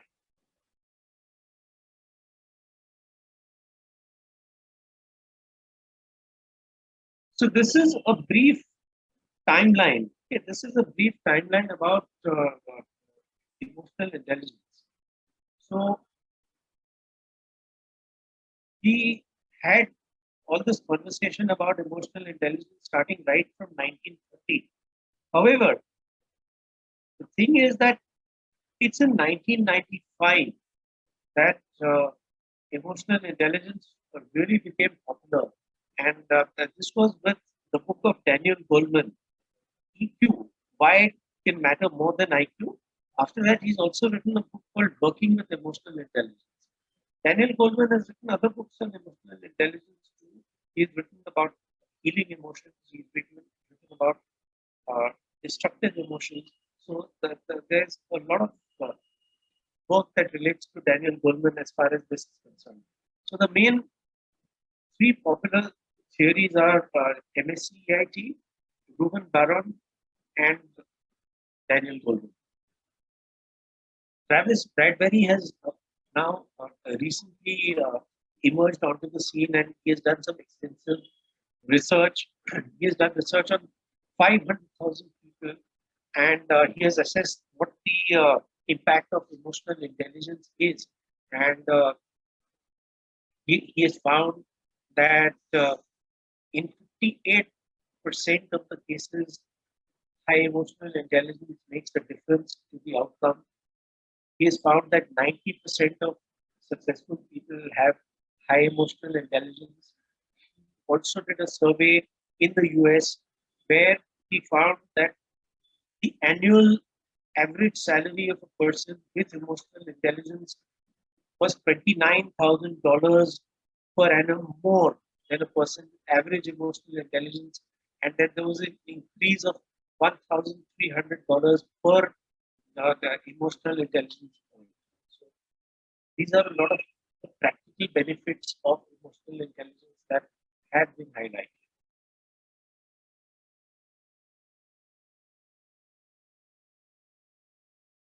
So now, if we take a bird's eye view of different theories, the Salovey and Mayer is ability-based, Petrides is a trait-based, whereas Daniel Goleman is a mixture of ability and traits. So Salovey and Mayer talk about identifying emotions in oneself and others, in using them, in understanding them, and in managing emotions.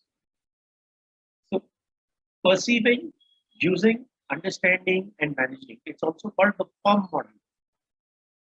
Now you might say, how can we use emotions before we understand them?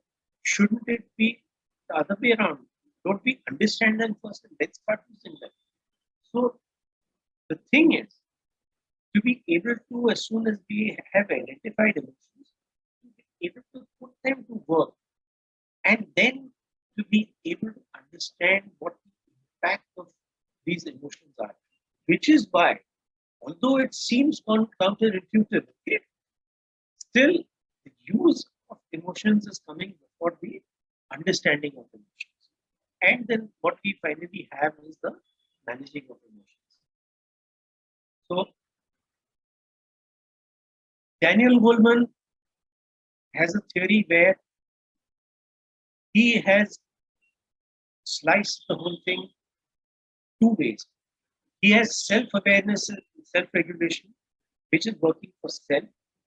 He has motivation and social skill, which is working for others. And empathy straddles both. So that is one way of slicing it. The other way is to see awareness versus action. So there is self-awareness and there is empathy versus self-regulation and social skills. So that is how Goleman goes about it. And then you have Petrides who are talking about at a global level, they're talking about well-being, self-control, sociability, emotionality, which is actually, it's not a theory that is much used, and it's not a theory that is very much current. Yes, we are mentioning it here as it's one of the theories that has been propounded.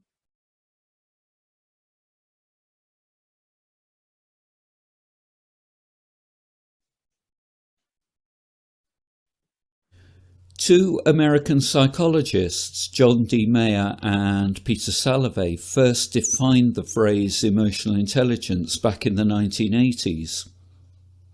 Daniel Goleman, another American psychologist, later built upon their work, and he published his well-known books on the subject in the 1990s.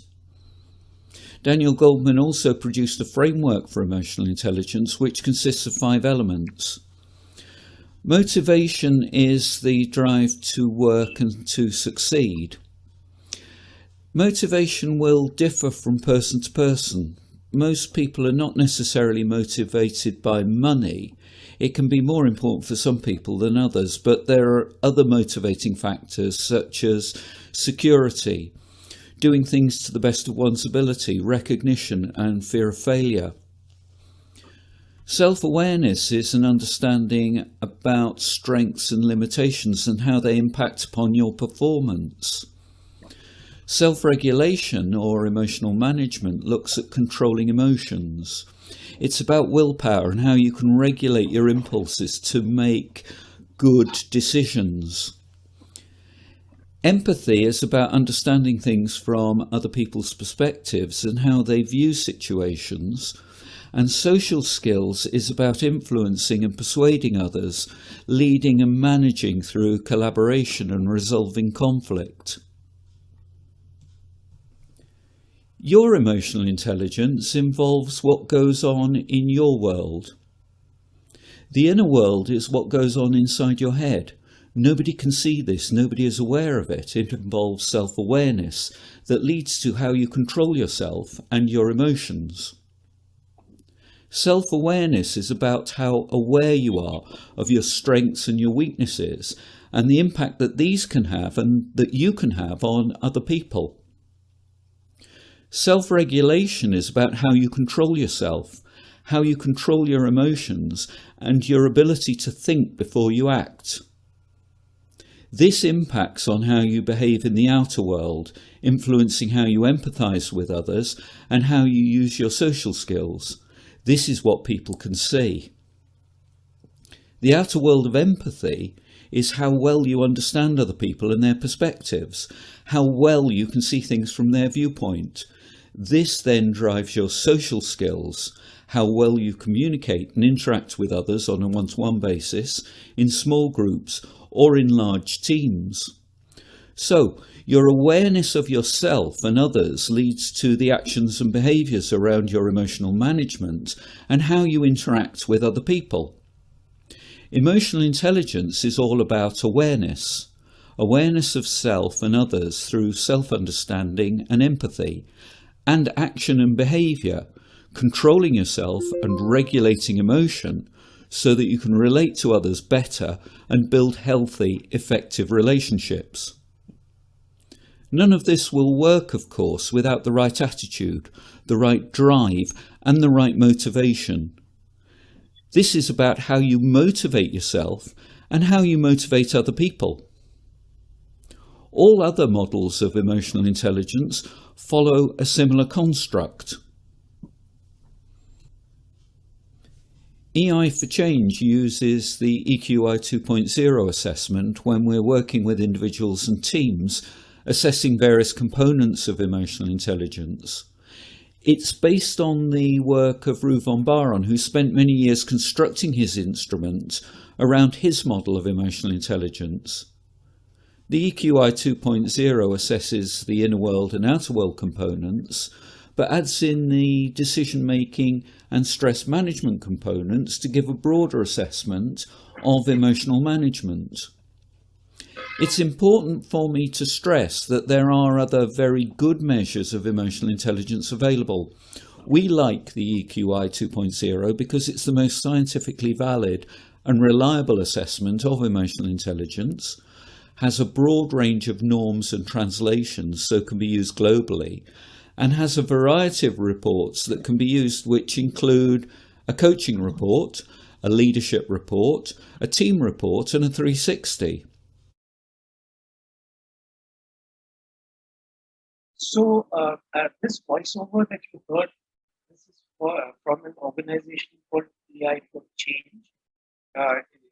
This organization is quite a pioneer in emotional intelligence and is the leading organization in the UK for that.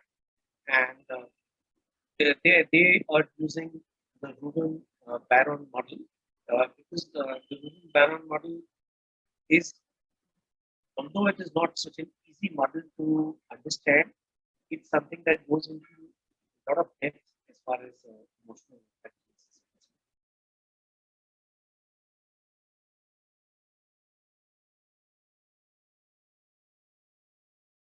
So after this, we come to MSCIT. So MSCIT is the Mayer and Salovey model, where under perceiving, we perceive, appraise, and express emotions. And when we are in a position to do this, then this leads to automatic influences in cognition. So, which brings us to using the emotions. We use these emotions to facilitate cognitive processes.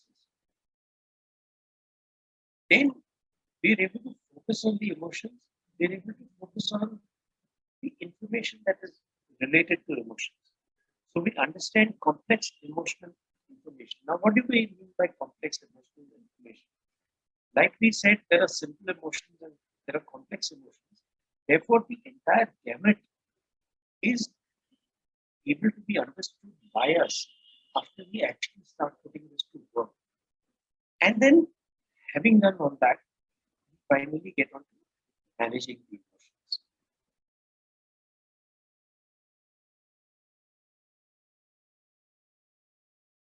So perceiving is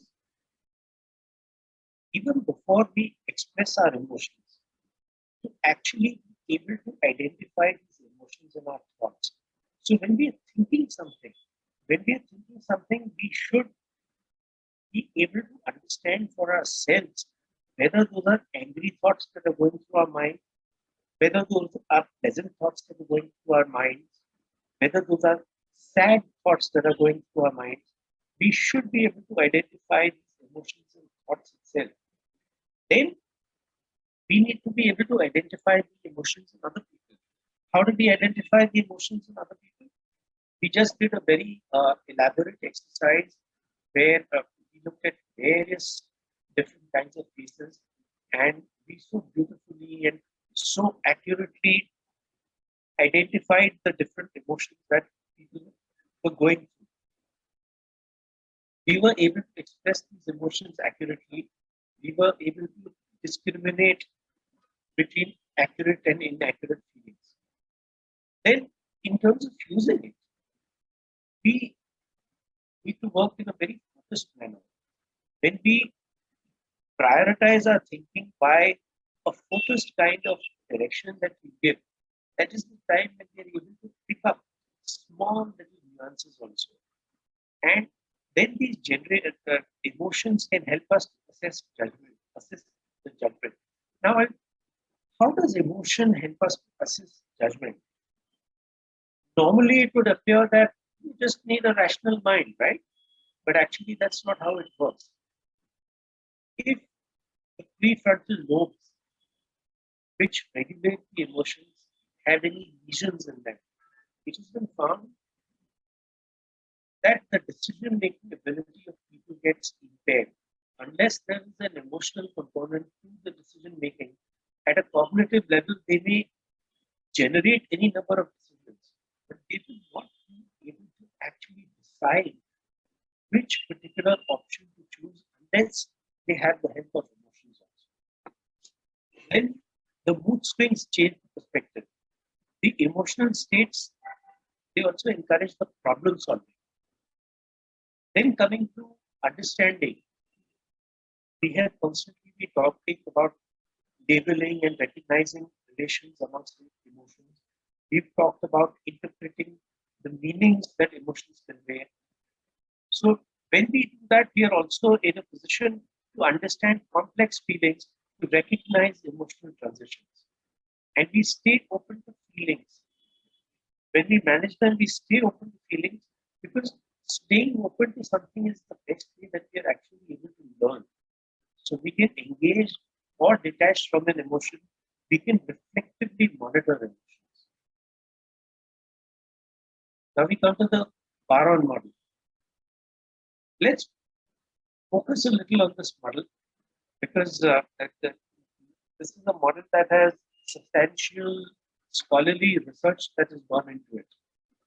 So self-perception is a combination of self-regard being self-esteem, Okay, I'll decode each of these terms. So self-regard is self-esteem. Self-actualization is when we are able to be the best version of ourselves. That is self-actualization. Emotional self-awareness is being able to understand in depth what kind of emotion we are actually experiencing, what kind of emotion we are going through. Self-expression, it talks about emotional expression.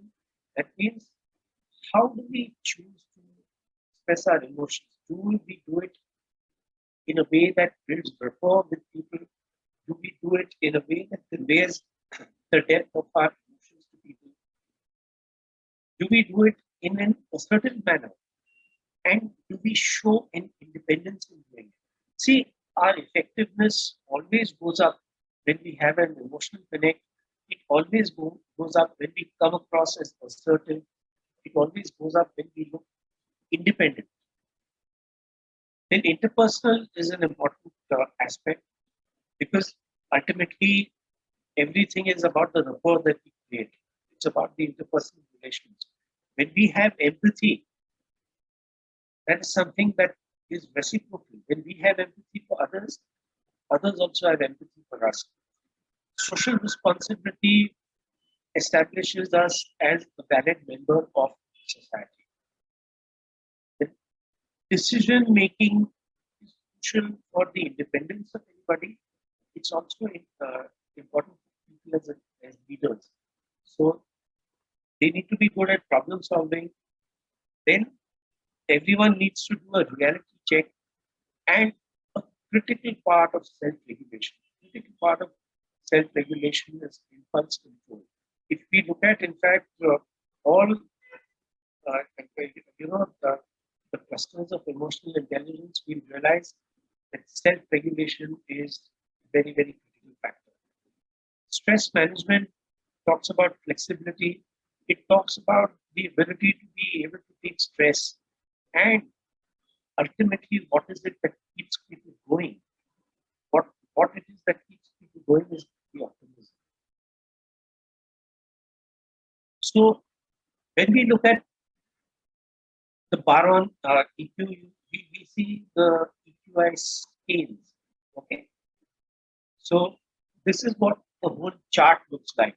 Okay, so this is a very detailed kind of a thing, and I would recommend to you a book for self-regard. I would recommend to you a book called The 6 Pillars of Self-Esteem by Nathaniel Branden. So that is a fantastic thing. It talks about our self-concept. It talks about self-acceptance. It talks about self-regard. It talks about self-assertiveness. It talks of living a life of purpose. It talks about living a life of integrity. So that is all about self-regard. And emotional self-awareness is to be aware of and understand one's emotions. So when we look at the mind-body connection is a very strong connection. So when there is a shortness of breath, or when our heart is really beating, or when we feel a kind of pounding in our head, we know that we are undergoing some kind of an agitation. So that is what emotional self-awareness is about. Assertiveness is, remember, assertiveness is not aggressiveness. Assertiveness is being able to, in an acceptable and yet strong way, put our own point of view across. Independence is when we have emotional freedom, when we don't emotionally rely on other people, which means that we are free of emotional dependency on others. Self-actualization is again when we are maximizing our potential, when we are becoming the best version of ourselves. Empathy is to be aware of and to understand how others feel. Social responsibility is to identify with one's social group as well as to cooperate with others. Interpersonal relationships, of course, are the crux of everything. The more we get along with people, the better rapport we have with people, the more empathy that we have with people, the more we are able to achieve with them. Stress tolerance in a VUCA world. What is a VUCA world? VUCA is volatility, uncertainty, complexity, ambiguity. For that, stress tolerance is very important. Impulse control is vital for self-regulation. Reality testing is necessary to be grounded. Flexibility is important to be able to adapt and to be able to innovate. Problem solving is important for creativity. Optimism is good for being inspired, and happiness is good as a genuine mood. Petrides model talks about well-being, it talks about self-control. It also looks at the depth of our emotions in terms of emotionality. So it looks at empathy, emotion perception, emotion expression, relationships. Sociability is all about how we get along with other people, how we fit in as members of society. And there are some independent factors like adaptability and self-motivation. Travis Bradbury has written a book that has worked very well called Emotional Intelligence 2.0. So he has this company called Talent Smart, and Talent Smart comes up with a lot of programs on emotional intelligence. It comes up with emotional intelligence tests and all that. And he has looked at it in a very simple, self-explanatory matrix which you see in front of you, which, as I told you earlier also, we can slice it in two ways. Either we can talk about self vis-a-vis others, or we talk about awareness vis-a-vis actions. So either way we can slice it and look at it and work accordingly with emotional intelligence in the Travis Bradbury model.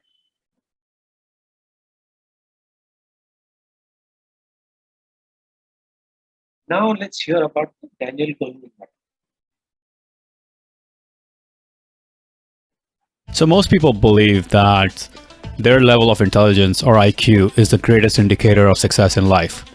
But is it scientifically true? Well, let's dive into the book Emotional Intelligence by Daniel Goleman and find out what the truth really is. Let's first go into the labs of Walter Mischel back in 1960s in California. What they did was study 4-year-old kids. They got a group of 4-year-old kids and offered each of those kids one marshmallow.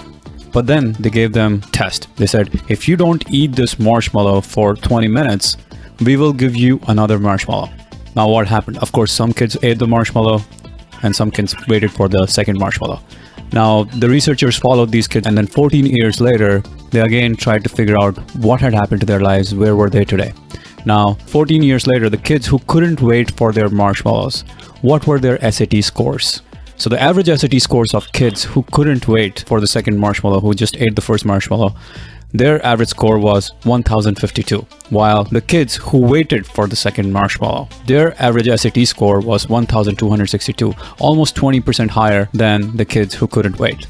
And not only that, these kids were more socially competent, could handle pressure better, and embrace challenges in life. So what was going on here? And here are the implications of the study, the marshmallow test, that these kids who were able to delay gratification, these kids had emotional intelligence. They were able to handle impulses. And being able to handle impulse is one of the most fundamental skills, psychological skills. They were able to delay gratification. They were able to deny impulses in order to serve their long-term goal.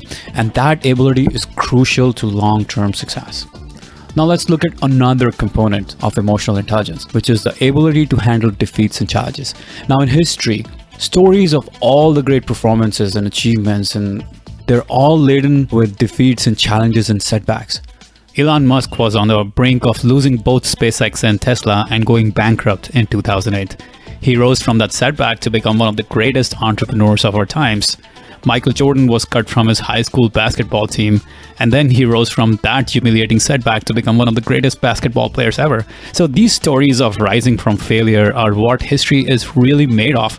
This is a very common theme amongst all great achievers. Now what's going on here? So what research is saying is that our achievement in life is not just a function of our level of intelligence or talent, but also a function of our capacity to withstand failures, setbacks, and defeats. Basically, it's our ability to handle defeats and challenges, ability to handle those tough emotions. And a sister concept to this is the idea of self-efficacy, which says that when you have self-efficacy, you have this feeling that you can handle life's challenges as they come. And that is crucial to emotional intelligence. Now let's talk about another really key component to emotional intelligence, which is your ability to handle pressure, handle anxiety. Now, if you follow sports, you've probably seen that some players perform really well under pressure while others just break down. They choke under pressure. What's going on here? Well, it is all about their ability to handle those tough external situations and regulate their emotions in those moments so that they can perform at their very best. Now, let me ask you, when do you perform at your very best?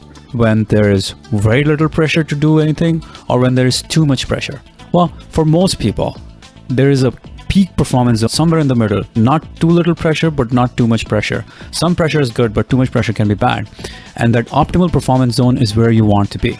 Now, the key is that the elite players, the clutch players, they can stand in the face of pressure and regulate their emotions such that they get themselves in the peak performance zone. Even when there's too much pressure, they can get themselves in the peak performance zone. They don't let the situation dictate their emotional state. The external situation does not dictate how much pressure they feel, and hence they can do their very best. So now let's step back a little. So far, we've talked about 3 keys to emotional intelligence: your ability to handle impulses, your ability to handle defeats and challenges, and your ability to handle pressure and anxiety and nerves. What do they all have in common? They all have in common the idea of the ability to handle your emotions. And the ability to handle emotions only comes when you become aware of those emotions. The awareness of what is happening to you rather than being lost in it is crucial to emotional intelligence. That awareness is called self-awareness, also called metacognition, when you can be above the flow of experiences while you're experiencing those experiences. And that awareness of emotions as they come, as they go through you, is the ultimate key to emotional intelligence. Self-awareness is the ability to understand your emotions as well as recognize their impact on relationships and performance. Social awareness is the ability to identify emotions in others and to understand their perspective and take an interest in their concerns. Self-management, controlling your emotions and using your awareness of them to stay flexible and act positively. Social skills and relationship management, your ability to use your awareness of your own emotions, together with your understanding of the emotions of others, to manage interactions successfully.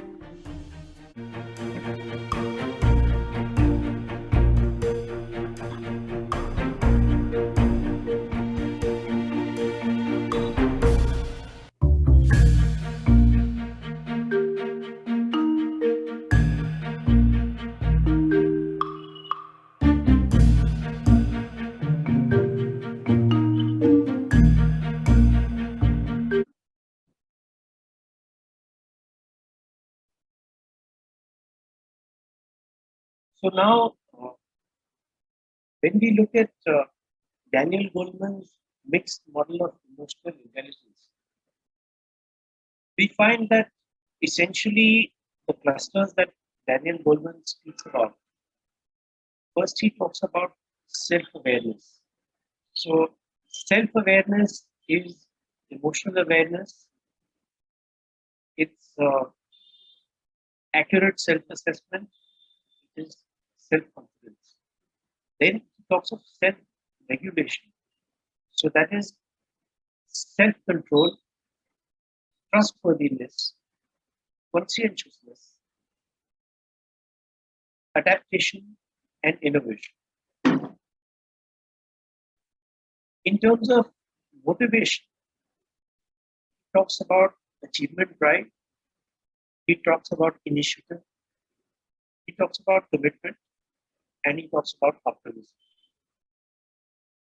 Then, when we move on to empathy, empathy is understanding others, developing others, service orientation, understanding group dynamics, and leveraging cultural diversity.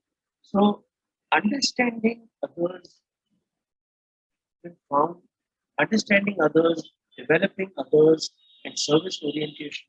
These are all very, very important aspects of leadership. And especially when today there is the concept of servant leadership, which is being propagated so strongly. That is when the leaders really need to be able to get to the level of the employees who are working with them, and to be able to vibe and to be able to connect with those people. And service orientation again is where the leader does not just look at somebody who orders the people around, but also looks at working shoulder to shoulder with them. So there was in the Second World War, there was a general called General Patton. Okay, so in December 1944, the German army, Third Reich, made an all-out assault on the Allied forces, and they utilized some 250,000 people in their effort. At that time, the chief of the Allied forces was Eisenhower. Eisenhower would later become the president of the United States also. So he called Patton, and he told Patton, in how much time will you be able to mobilize your men to be able to fight the Third Reich? So, Patton had to move something like 33,000 vehicles, had to move 64,000 tons of heavy equipment, 61,000 tons of lighter equipment. All these kind of things had to be moved. And he said, yeah, I'll do it in 72 hours. So Eisenhower said, George, don't joke, I'm being serious. So Patton said, yes, I'm serious. And Patton did it. So people asked Patton, how did you get so much work done from your people? So Patton said, I have a very, very simple principle. I never ever ask my men to do what I myself would not do. So that is what service orientation is all about. Now let's go to social skills. When we talk of social skills, we are talking about influencing, we are talking about communication, we are talking about being a change catalyst, we are talking about leadership, we are talking of conflict management, we are talking of coordination, we are talking of collaboration, bonding, teamwork. Now, let's focus on one of these components. Each of these is an entire subject in itself. Let's talk about influence. So, what are the factors that drive influence? There are essentially 6 factors that drive influence. There is reciprocity, there is commitment, there is social proof, there is likability, there is authority, and there is scarcity. So let's go through each of these. What is reciprocity? Reciprocity is when people reciprocate what we do. Right? So that is why people often tend to give gifts to other people, so that there is a sense of obligation that is created. There is a kind of a sense of connect that is built, and then things start moving forward. Commitment or consistency is also another source of influence, because people want to live up to a kind of reputation that they already have. So when we put up that reputation for people to live up to, they work towards that and they deliver results. Social proof is influence based on what others are doing. If other people who we know socially are doing something, then we also tend to follow that. Then there is likability. Likability. Sir? Yeah. So your voice is going very low in between again. So I don't know about others, but at least for me, it is going very low and medium, low and medium. So would you mind trying without the headphones, maybe on the speaker? Directly on a speaker how of is the... that? Yeah, so it's a laptop, right, sir? Yeah. So are you able to hear? Yeah, better. Yeah. Okay, so then I'll work without the headphones because with this it comes very clearly to me also. Yeah. So this is good, sir. This is good. Okay. Fine. So can I go back to? Okay, I'll talk about this and then I'll go back to sharing the screen. Is that all right? Yeah, sir, if you could repeat the this first point just now, you explained, right? If you could repeat that, it would be great. Okay, about likability, you want me to talk about likability? Yeah, so likability has 6 components. So the 6 components are reciprocity, consistency, social proof, likability, authority, and scarcity. Okay. So reciprocity was clear to you, or you want me to start from reciprocity? Sir, I am aware. Yeah, I want others to tell. Yeah. Huh? No, sir, I am aware of these things, but I wanted others participants to tell, like, from where you want to start. I think it would be good if you start from reciprocity, maybe a lineage. Yeah. Okay, so reciprocity is basically where people reciprocate. So the institution of gifting, happens because when people give gifts, it creates a kind of a rapport with others. It also creates a sense of obligation, and therefore things are able to work out much better when people have reciprocity in their whole setup. Okay.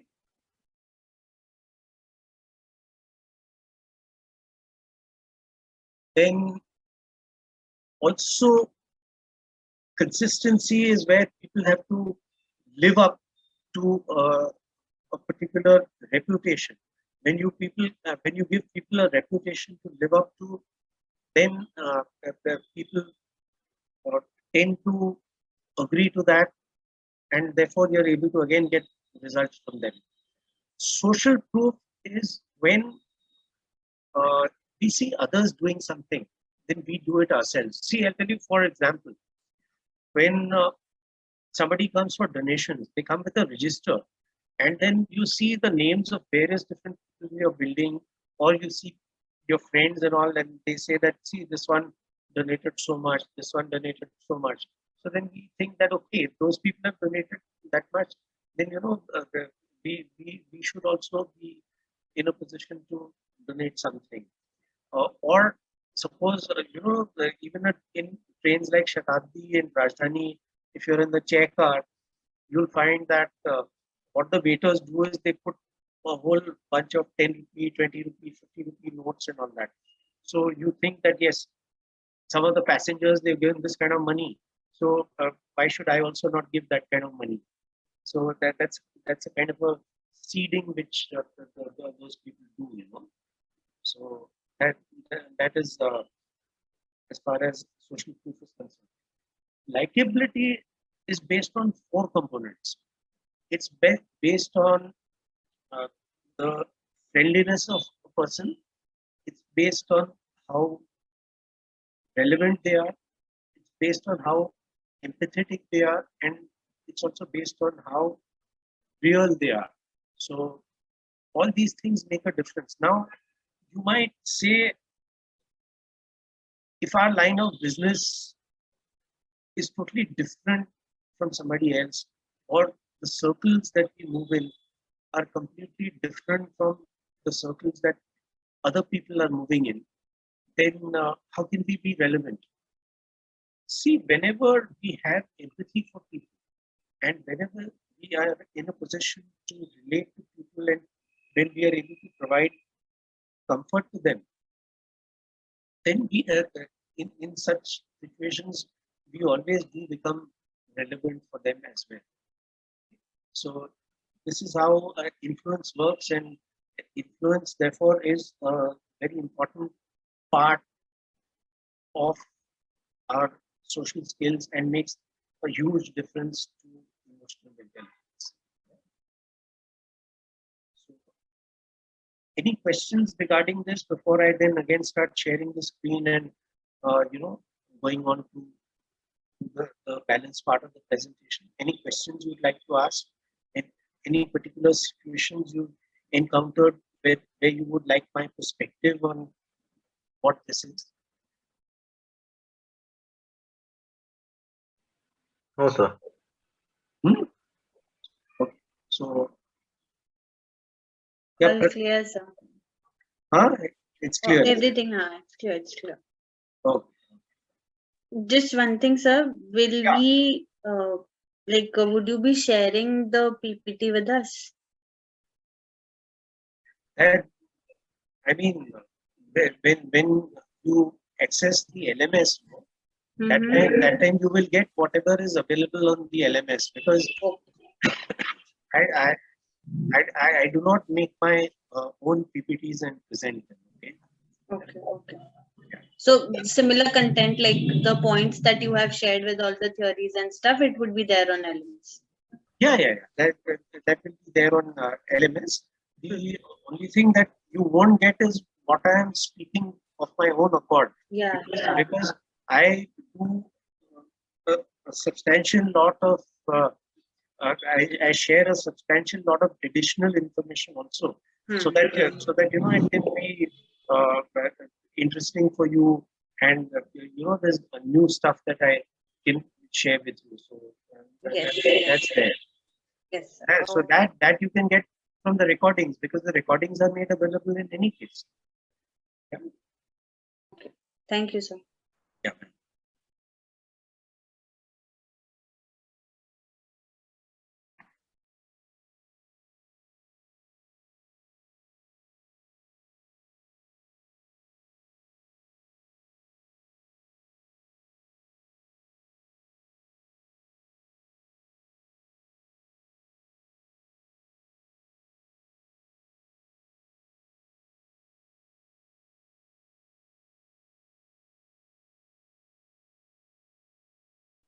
So these were the components that we had talked about. We had talked about self-awareness, social awareness, self-management, social skills, and motivation. Actually, it straddles all these. Okay, so that is why you're not seeing it as a fifth component by itself. So self-awareness is the ability to recognize and understand your moods, emotions, and drives, as well as their effect on others. So there is a process called calibration. Calibration is something that we need to keep doing. So calibration is where we are actually assessing the impact of whatever we are saying and doing on other people. Okay, so along with self-awareness, one is the self-awareness which we have about ourselves. But another self-awareness that we also need to have is the awareness of how others are perceiving us to be. The awareness of how we are coming across to others as well. Then, as far as social awareness is concerned, we need to have the ability to understand the emotional makeup of other people, the skill in treating other people according to the emotional reactions. So, which is empathy. Then self-management, again, is self-regulation. It's the ability to control or redirect destructive impulses and moods, the propensity to suspend judgment and think before acting. And lastly, we have social skills. Social skills is the proficiency in managing relationships and building networks, and ability to find common ground and build rapport.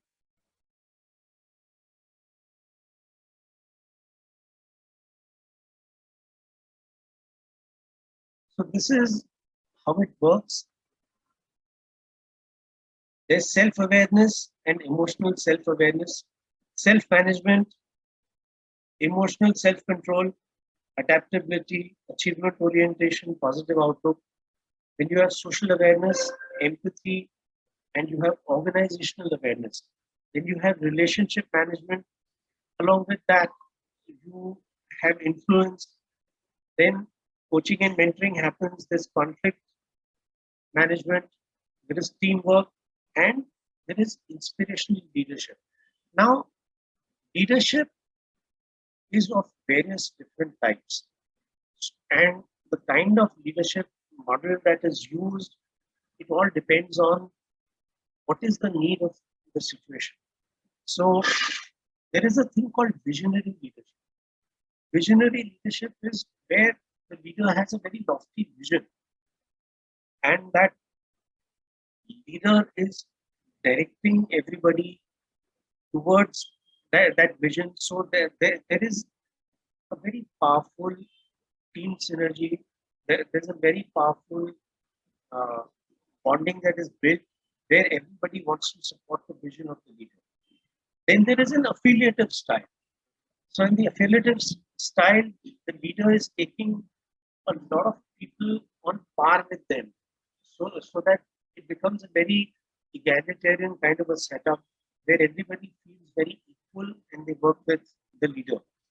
Then there is a democratic style. Democratic style is where the leader allows everybody to have a proper say. Then there is an authoritative style. Authoritative style is where the leader is a very commanding kind of a leader. Okay, where the leader is a very commanding leader who wants their authority to be enforced amongst the people. Then there is a pace-setting kind of leadership. Okay, so the pace-setting kind of leadership is where a certain pace is dictated by the leader, and then the leader keeps telling the people, that you need to step up the plate and you need to keep pace with you. So that is a pace-setting leadership. Then there is a coaching leadership style. Coaching style is where the leader actually empowers the people. The leader actually acts as an enabler. Like they say, no, if you give a person a fish, you feed the person for a day. If you teach a person how to fish, you teach the person for a lifetime. So coaching kind of leadership enables people to fish for a lifetime. And then finally, you have the laissez-faire kind of leadership where things just operate any which way. So these are all the different kinds of leadership. So leadership is a very critical component, and when you function as coaches or when you function in your corporate departments, that time leadership is going to play a very critical role. So therefore, if you have some questions relating to leadership, please go ahead and ask them.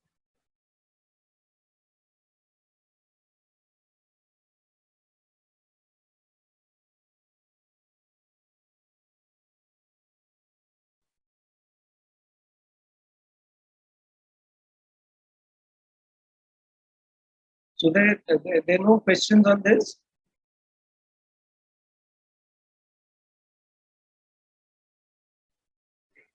No, sir. Yeah, and one thing to share, sir, is that I... Yeah, tell me. Yeah, one thing to share is that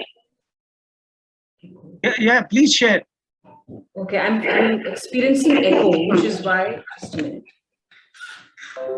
Yeah, okay, I think what I'm feeling is that I'm still processing a lot of these competencies because there were 3 that were shared.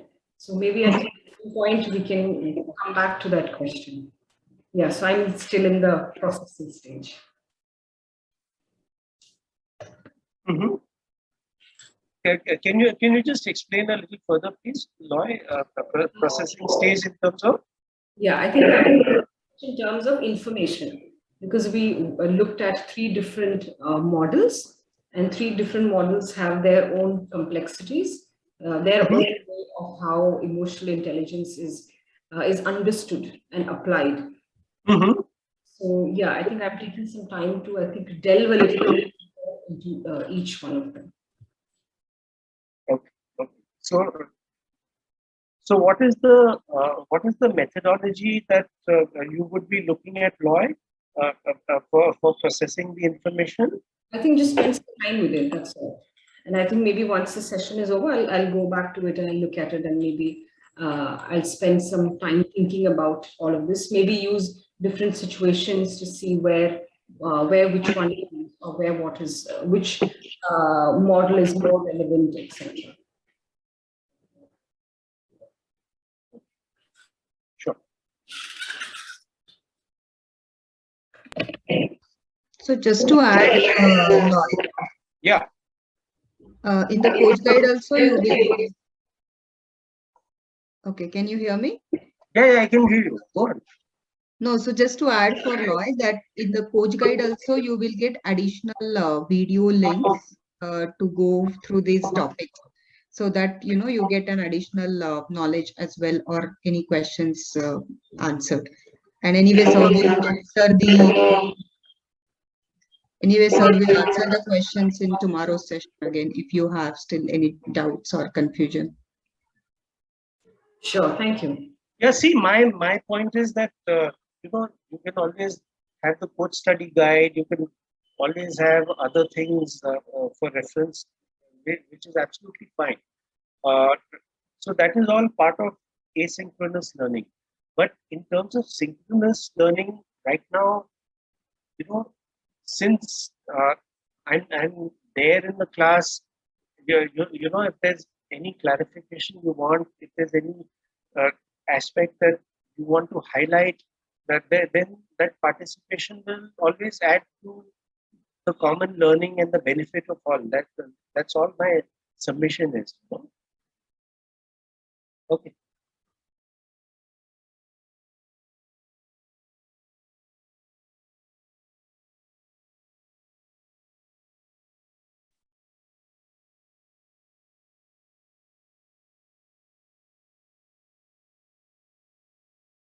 So when we again review this,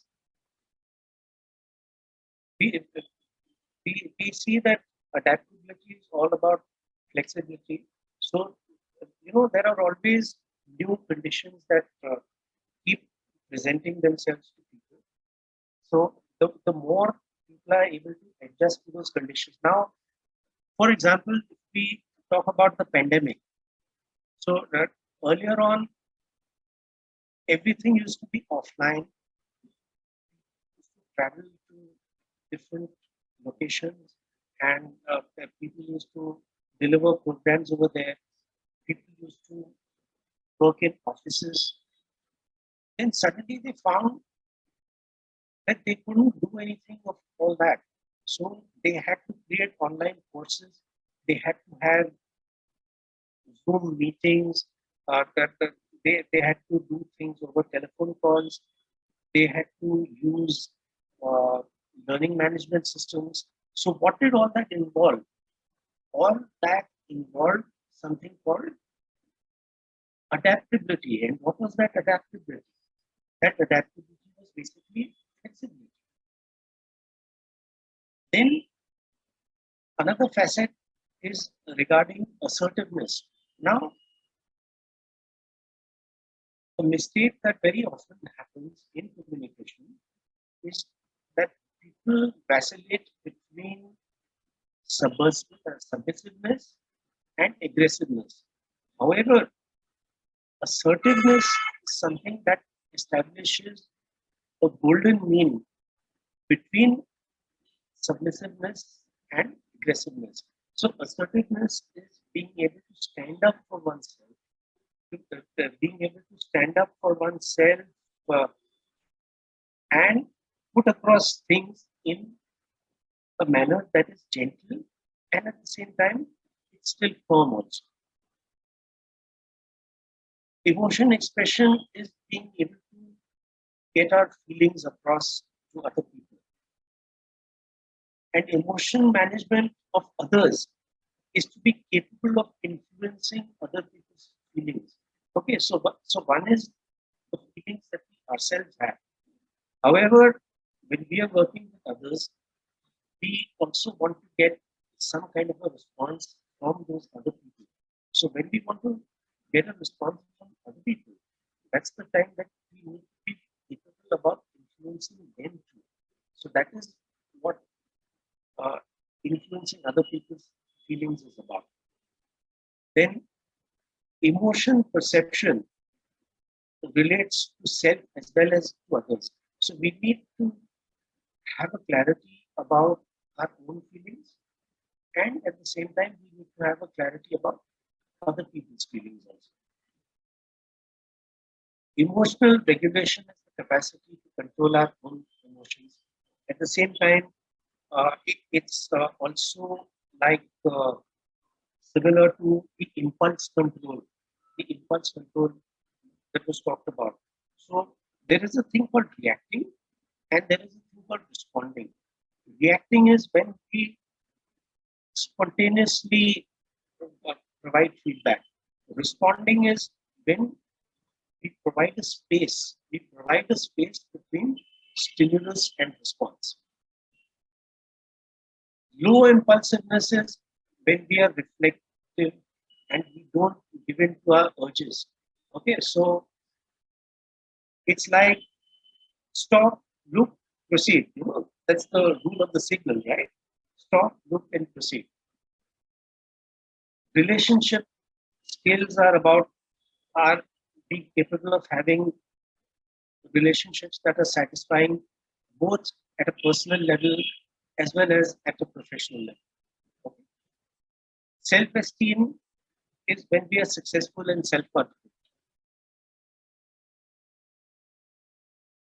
Self-motivation, I will again give an example of a bike.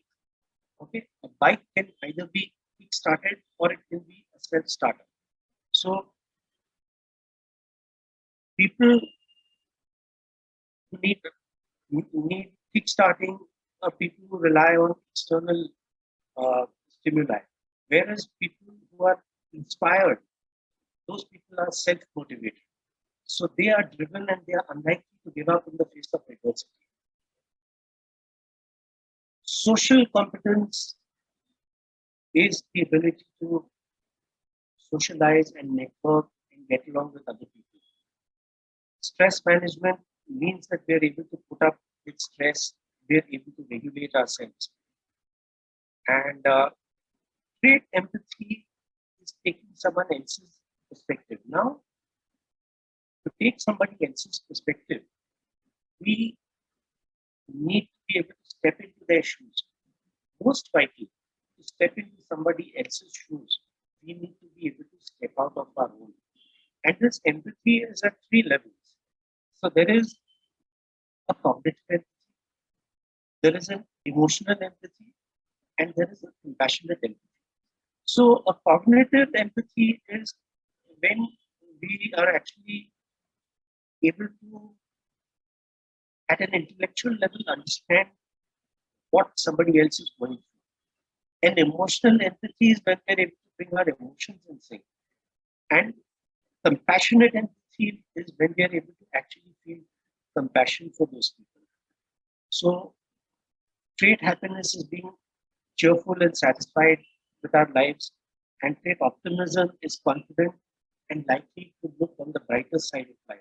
So that is all about the positive thinking.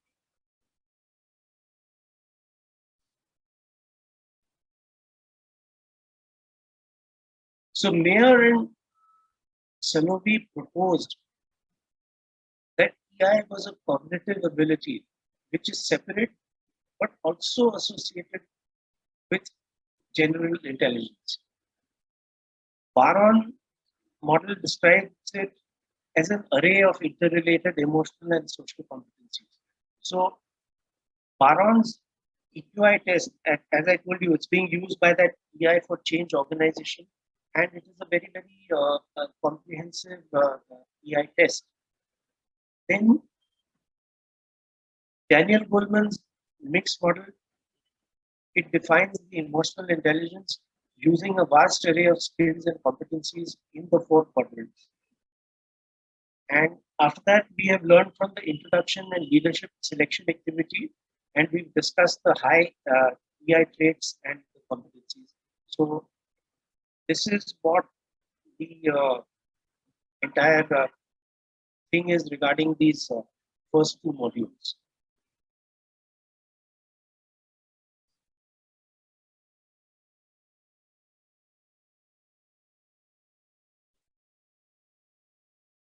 So Sarika, between now to 8:45, what would we like to do?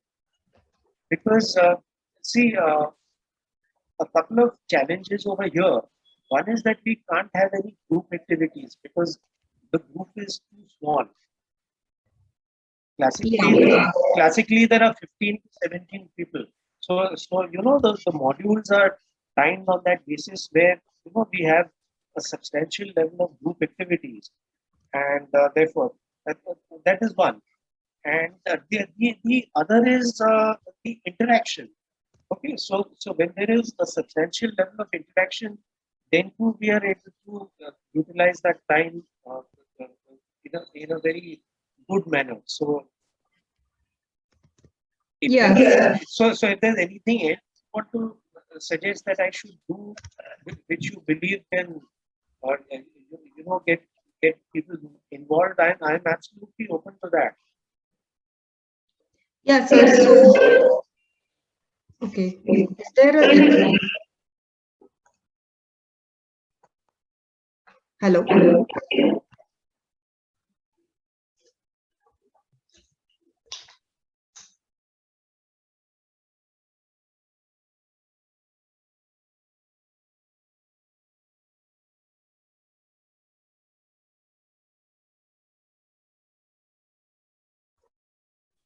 Sir, can you hear me?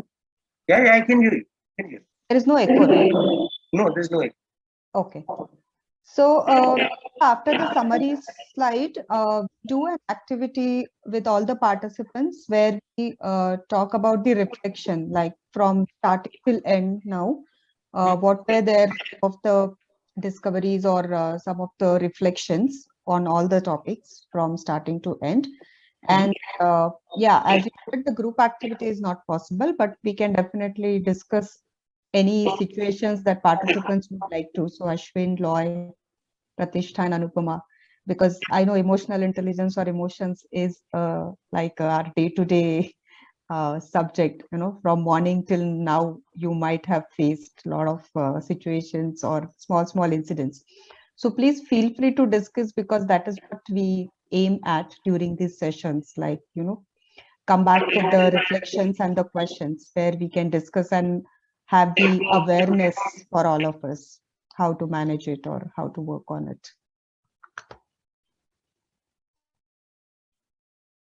Okay, so let's go person by person. We'll go person by person, and I'd like to get the reflections. Then maybe what I will do is that I will procure the permission to get some more additional material, so that you know, we can keep presenting more and more material to people, and that will utilize the time properly. Sir, yeah. Sir, am I audible? Yeah, you're audible. Yes, sir. I have a question here. The question is that what is the effective ways to measure emotional intelligence in an organization? EA diagnostics. And how do you measure the improvement in emotional intelligence? Okay, so there are actually a lot of tests out there in the market.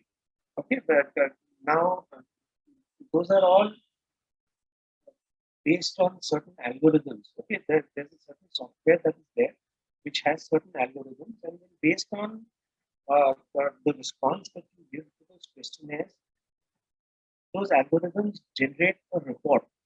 So that report actually gives you a complete perspective on how you have scored in that particular test. So when it gives you that report, it tells you what are your strengths, and it also tells you at the same point of time what are your areas for improvement. So after you work on your areas of improvement, then after a few months, again, if you take a test, then you'll be able to see whether you actually were able to improve your emotional intelligence.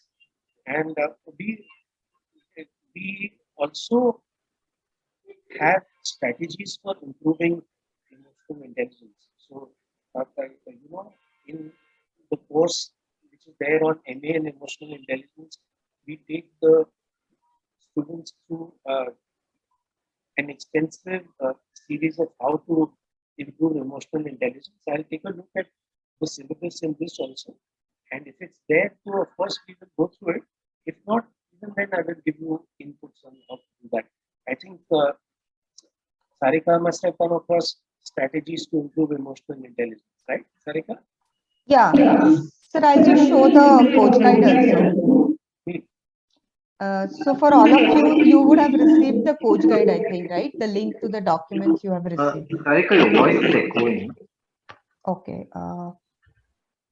It's not, my voice is not clear? Lot better, lot better. There is a recall. Echo is there, right? Yeah. For everyone. Yes, that's true.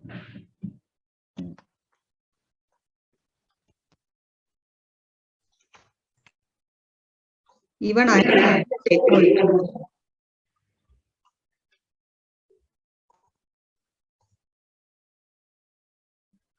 Yeah, go on.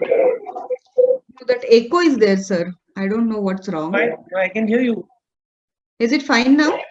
Yeah, it's fine. We can still hear you, yeah. Okay. No, so I was saying that coach guide thing you would have received the link. If you not, you will receive it today. So there is also an emotional intelligence test for you as a homework, which you can go and take, and there are a lot of questions there. And also for these topics that sir explained today, right? There are a lot of activities that you can do for your personal emotions and the situations, etc. And it will give you a lot of awareness about, you know, how you label your emotions or how you identify, and how that catharsis is done, like when you write down the things, how it helps you, etc. And this test that I was showing, this is pretty long test, and it will give you a lot of it will let you know a lot of aspects of emotions as well, like how you identify, how you know your emotions, as well as how you see the other people and how you label their emotions, etc. There is pictorial things, there are situation things and all. Okay. Got it. Thank you. And also at the end of each chapter, there is you can also summarize your learnings and how will you apply those learnings. Those are few things, few activities that you can do after every session. Got it. I hope that's helpful. Great. Okay, so that was the feed forward from Ashwin. Ashwin, thank you so much for your feed forward. Okay, and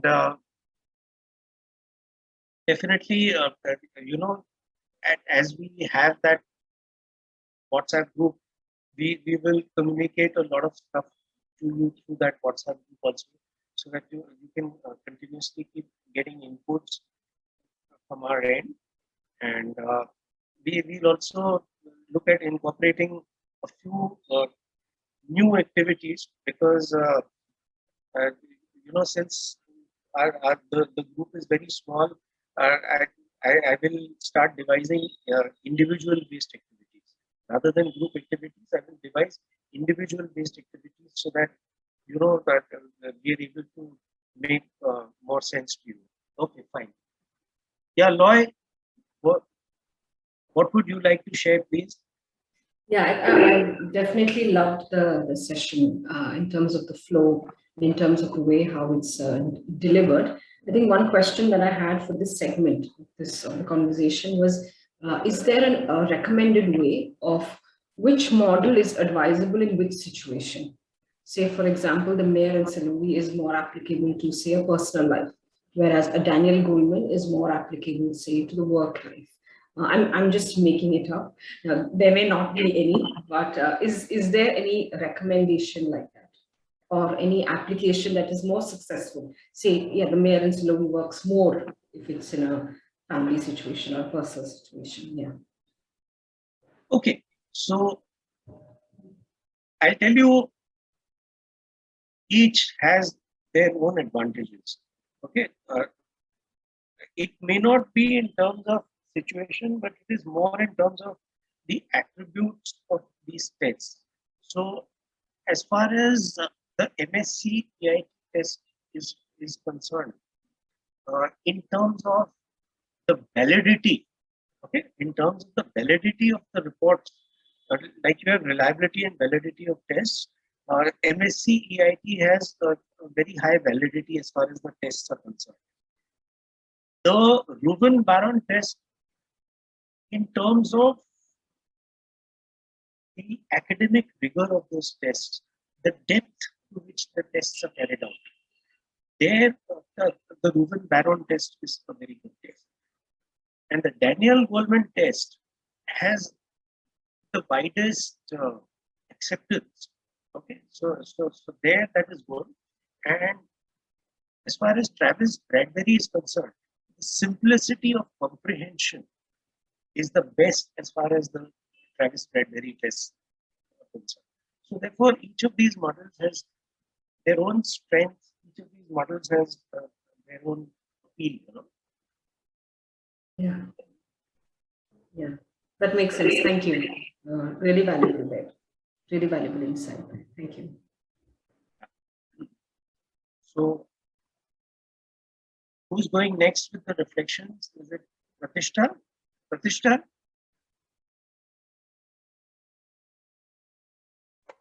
Hello. Am I audible, sir? Yeah, you're audible. Okay, so for me, I think the second half got a little content heavy. I'm still trying to process it, because I have this habit of making notes while listening as well. So I was just looking through what I've written and all of it. So I think the Barron model and how detailed it is was something that stood out for me. Like Daniel Goleman is something that most of us would have come across at some point, but the Barron model gives a very clear-cut, detailed view on the areas, on the specific areas that one can work on. So that was the highlight for me.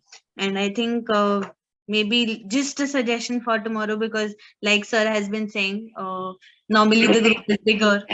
Since this group is ultra small, if we could have some activities that could incorporate and take our needs into care, I think that would help us feel more engaged in the session.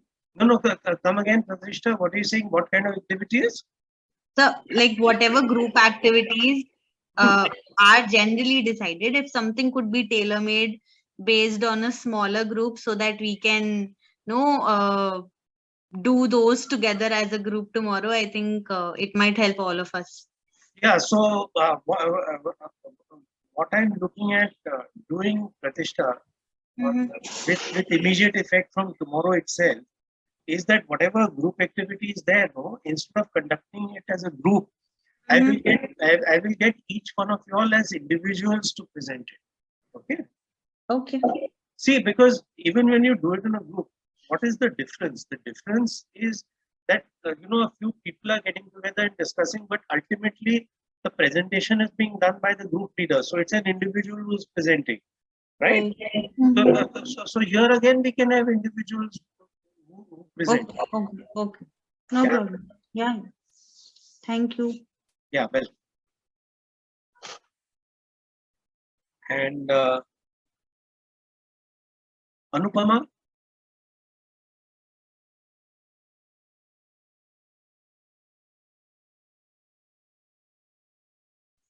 Hello, Anupama, are you there? She had stepped outside, so I don't know if she's in a position to talk. She had messaged me, Anupama. She went to step. Okay, meanwhile, I just want to add another point for all of you. So when you receive the code study guide, right? For example, tomorrow we are talking about C3 and C4. What we usually follow is before the class, there is something called Adhyayan. So you can just kind of just listen one video per topic, just to have an initial idea. So that here, when we come to the class, Milind sir will be able to add more insights because you will have a lot of questions already on those topics. So there are links, at least one video or one article is given at the end of each. So if you find time, please feel free to listen to at least one video of that topic, and then we can discuss more and more or do activities, situation or scenario based activities, which might be from your day-to-day life and those things.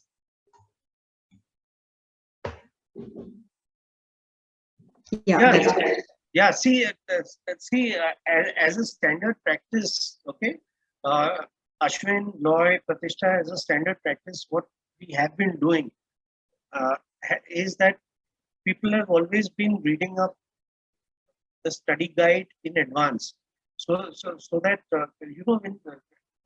in terms of the Adhyayan which Sarika mentioned, so when you do that, then it becomes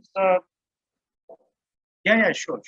Then it becomes much easier for you to get a sense of what is happening, and then you may not find it to be content heavy. So possibly it could be that as the subject is completely new to you, it might be your very first exposure to something like that, and in which case it might not be so simple to comprehend.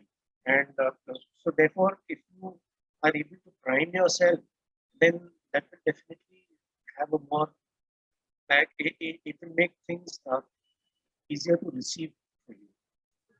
Yeah, as rightly said by sir. So basically it will make it easier.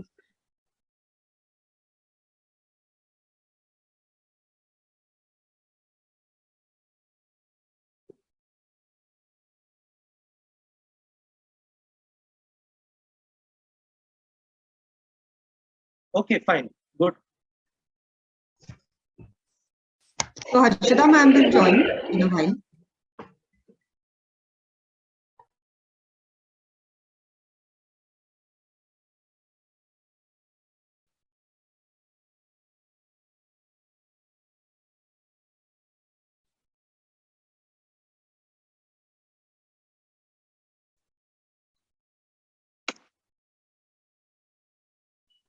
Yeah, I wanted to ask a query regarding LMS. I don't know if I should wait. Should I ask now or should I wait for the concerned person to join? Yeah, ma'am will show all the demo actually. Okay, okay. So you will get to know everything. Okay.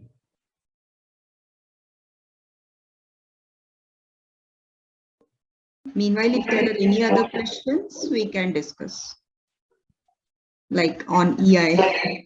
See, the thing is that what I want to submit to everybody is that EI is more than just a theory or a bunch of academic knowledge. EI is a very practical and a very hands-on kind of a thing, which makes a huge difference in every part of our lives, and therefore, if anybody is facing any kind of a situation, then surely EI can be a good solution. Yep. Yeah. Tell me. Sir, Ashwin here. I have a question here. Yeah, so, just I don't know if this comes within the realm of the AI models, but I've heard many people telling me that getting involved in spirituality can make you emotionally more intelligent. Some spiritual practices like breathing exercises and meditation, all these things. So is that true? I've done that. I've done that. I've seen the change. Okay. But is this like should this be continued for a long period of time to gain complete emotional mastery on this, or how does it? Okay, so there is a direct correlation between self-regulation and spirituality. If you are able to achieve a certain kind of mastery in spirituality, it definitely has a very, very positive impact in terms of your self-regulation. So there's absolutely no harm in doing that. Thank you, sir. Thank you. Yeah, well.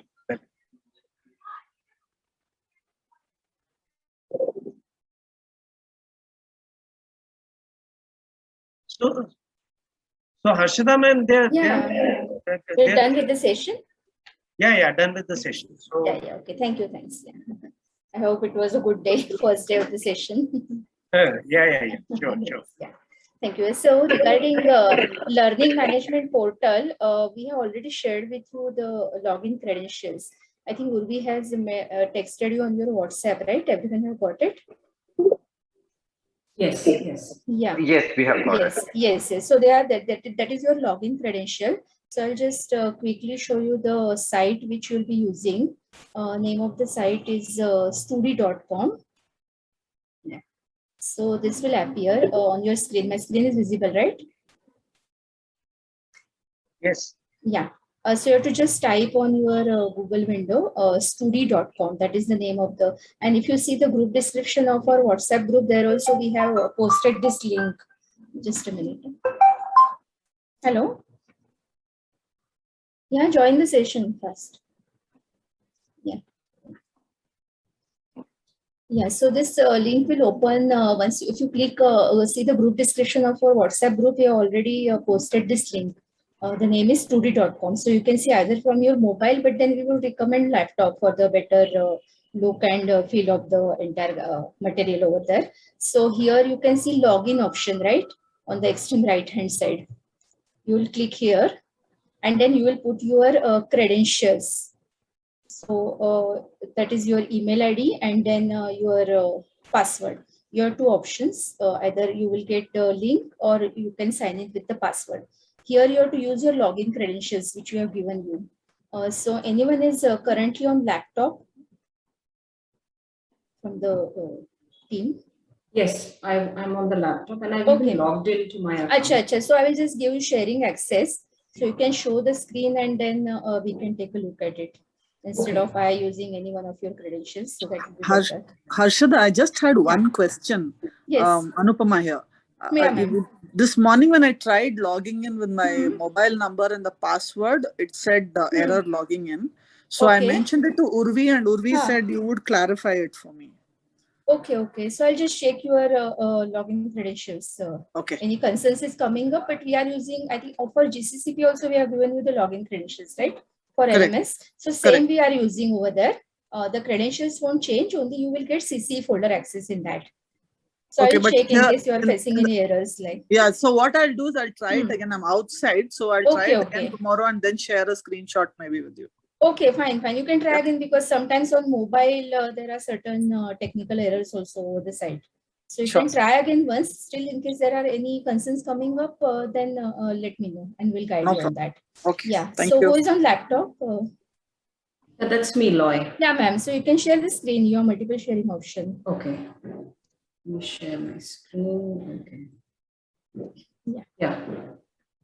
This is how it's coming to me. Yeah, exactly. So this is your screen. So you are logged in via that main link is studi.com, which we have given in the group description. Then you have put your login credentials. So it's simple. And then screen will appear in front of you. So you can click on study material here, ma'am. Yeah. Yeah. So you will see here MML ICF CC EI batch 2, right? Yeah. Yeah. So you click on the plus sign on the extreme left. Correct. Nothing, no Dropbox has come to me. Just click on the link. Niriksha, have you uploaded under this? Yes, ma'am. I have uploaded things in this. Just give me a second. Yeah, sure. It's not showing up. second. Okay, batch 2.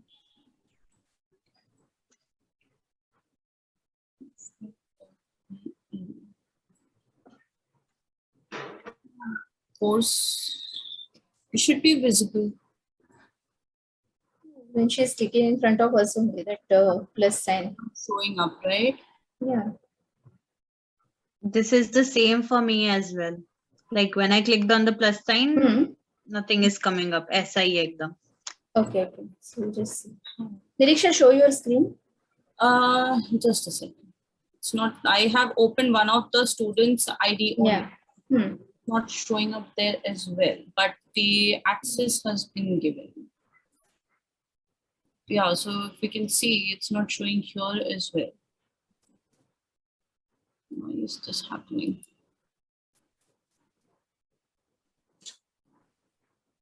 Okay, so we will find out why this error is coming up. It might be sometimes error of the site also. Yes. They are down for maintenance. Sometimes this happens, so there's nothing to worry. Now we will just explain you what does this consist of. So once you have access to this, inside you will see study guide, and we will upload it module wise. So currently module 1 is uploaded, which we have given you access over email also. We have found the Google groups in which you will keep on getting notification. I think Google Gmail is working for, Google groups are working for everyone, right? You are getting communication on that. You have made one single Google group of everyone by adding your Gmail IDs. Are you getting communication on that? I don't think I have got any. Just check your Gmail ID, which you have given us in the registration form. I think in my case, I have not received any email and there's no notification. Just check the spam folder. Okay. Yes, spam has it. Because sometimes it goes in spam. Like, yeah. Yeah, it says, congratulations to start your ICF Emotional Intelligence Coach Program journey. Yeah, that was one mail, and then one mail was of module also. No, there's no email like that. Wait. Google group, yes, there's one that we got in the, this is, I think I received it at 10:55 in the morning. Correct. Yeah, Google groups, yes. Yes. Okay, view. So it's a Google group in which everybody's email ID is added. So if you don't see that in the main inbox, sometimes it goes in the spam also. Because Google doesn't verify from where it has come. So you can check your spam folder also and add it to your inbox. So next time when you will get notification that will not go in spam folder, you will see that in your inbox itself. Yeah. Okay. So here we will keep on sending the notifications regarding any communication on either homework, but usually we make guides module wise. So M1 is already made. I think just everyone have got M1 access through this Google group. Just let me know. Otherwise, I'll post it directly on WhatsApp. I think I got another email in my spam which says kindly refer to the attached PDF as module 1 study guide for right. So that is study guide. Is that case for everyone or anyone hasn't received? It's a PDF that I've received. Yeah, it's a PDF file. Okay. It's there. It's there. It's there, no? Everyone has got. Mr. Ashwin, Anupama. Anupama is yet to see LMS. I'm yet to see, madam. I'm just okay. So you see it offline later. There is no hurry. And just let me know on the WhatsApp whether you have received today. 2 mails were sent. And Google group has been created in the morning. One is the welcome email and other is the PDF of M1. So in case you are not, and check spam folder also in case you don't see in the inbox. And then let me know in case you haven't received, I'll post it on the WhatsApp. So the study guides will consist of your module wise information. So each chapter will be given in detail in the study guide, which after this session, I will post on the WhatsApp also to just ensure that you will start referring because tomorrow also you have session. Na? So the idea of study guide is you will be going through that in advance so that you know what will be the coverage of that particular session. And then a live session faculty will discuss more on the applications, examples, case studies, or any exercises. And that will help you also to know in advance what will be taught in that particular session. So likewise, currently we have completed module 1. When it will be towards completion, at least 3 days in before, we will ensure that you will get access of module 2. Likewise, so there are total 3 modules. For each module, you will get a separate study guide. And on LMS also, you can see it and download it, right, Niriksha? They can download over LMS. Yes, ma'am. The LMS is now visible. So now visible, so you can just show the screen. Yeah. You try, all of you try logging into LMS. In case you are facing queries, we can help you out. Yeah. Yeah, right. So even ma'am, you can also try checking anyone is accessing this. On Yeah, I can see it now. Now it's there. No? M1 EI models and emotional Okay. well-being. Exactly. Yeah. So yeah, so on the M1 study guide, if you click on it, you can see that the study guide is available. So there is this download. So better you download it and keep it on your system permanently instead of again going on LMS and watching it. Because sometimes there are technical errors, site is down for maintenance. So better to keep once it is uploaded from our side, you can immediately download and then keep it on your laptop for reference. Right. So you can just open study guide once, Niriksha. Yeah, so on the on LMS, you won't be able to see the study guide. You won't be able to download it directly, and the study guide will then look like. Is my screen visible? Yes, it's visible. Just download and show that. Yeah. So no, just a second. I actually shared only one screen, so now it will be visible. Yeah. So this is your study guide. Right. So this is the concept of study guide. It has been created with the idea that you will be knowing in advance what will be taught in that session. Since today was the first day, so morning we shared with you, but every time you will have this reference in hand. Now, this is your total curriculum. Initially, there is generic information that talks about program evaluation criteria, then your curriculum, and then we start chapter wise. So today these 2 chapters were covered, right? Chapter C1, emotions, and C2. Tomorrow C3 and C4 also you'll find. So this is up to M1 till it is getting over, so that you can read for tomorrow's session in advance. Now this is a page where you can write your own reflection. So in our program, we follow Indian Vedic pedagogy. Idea is basically to reflect and as well as to share your ideas about how you can create something new out of it. So with that background, we have added like Manan. Manan is basically listening. So the faculty have taught you a particular concept, you have listened to that and you have understood. Now here, this is an interactive PDF. So once you download that on your laptop or the system, you can type over here. Niriksha can just show typing few words. Yeah, likewise, you can type directly here so that you can keep your reflections with you. If you want the next session, you can discuss with the faculty. So there are Manan questions like, please summarize your key learning from the chapter. Then Nididhasan is where will you apply? Nididhasan is basically about application. So you have learned a particular concept. Where would you like to apply in your personal as well as professional space?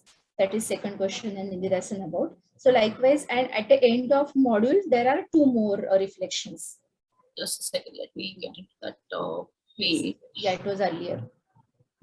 No, and that was Manan and Nididhasan. Now Nirman and so at the end of every chapter, there is Manan and Nididhasan, that is listening and application. At the end of entire module, there are 2 reflections, that is Nirman. So what new you will create out of the learning, and your sadhana. So that is again your implementation of that particular learning. So here you can write in this box and you can discuss with the faculty coaches time. Plus we have provided you a provision to make your own notes in these last 2 pages.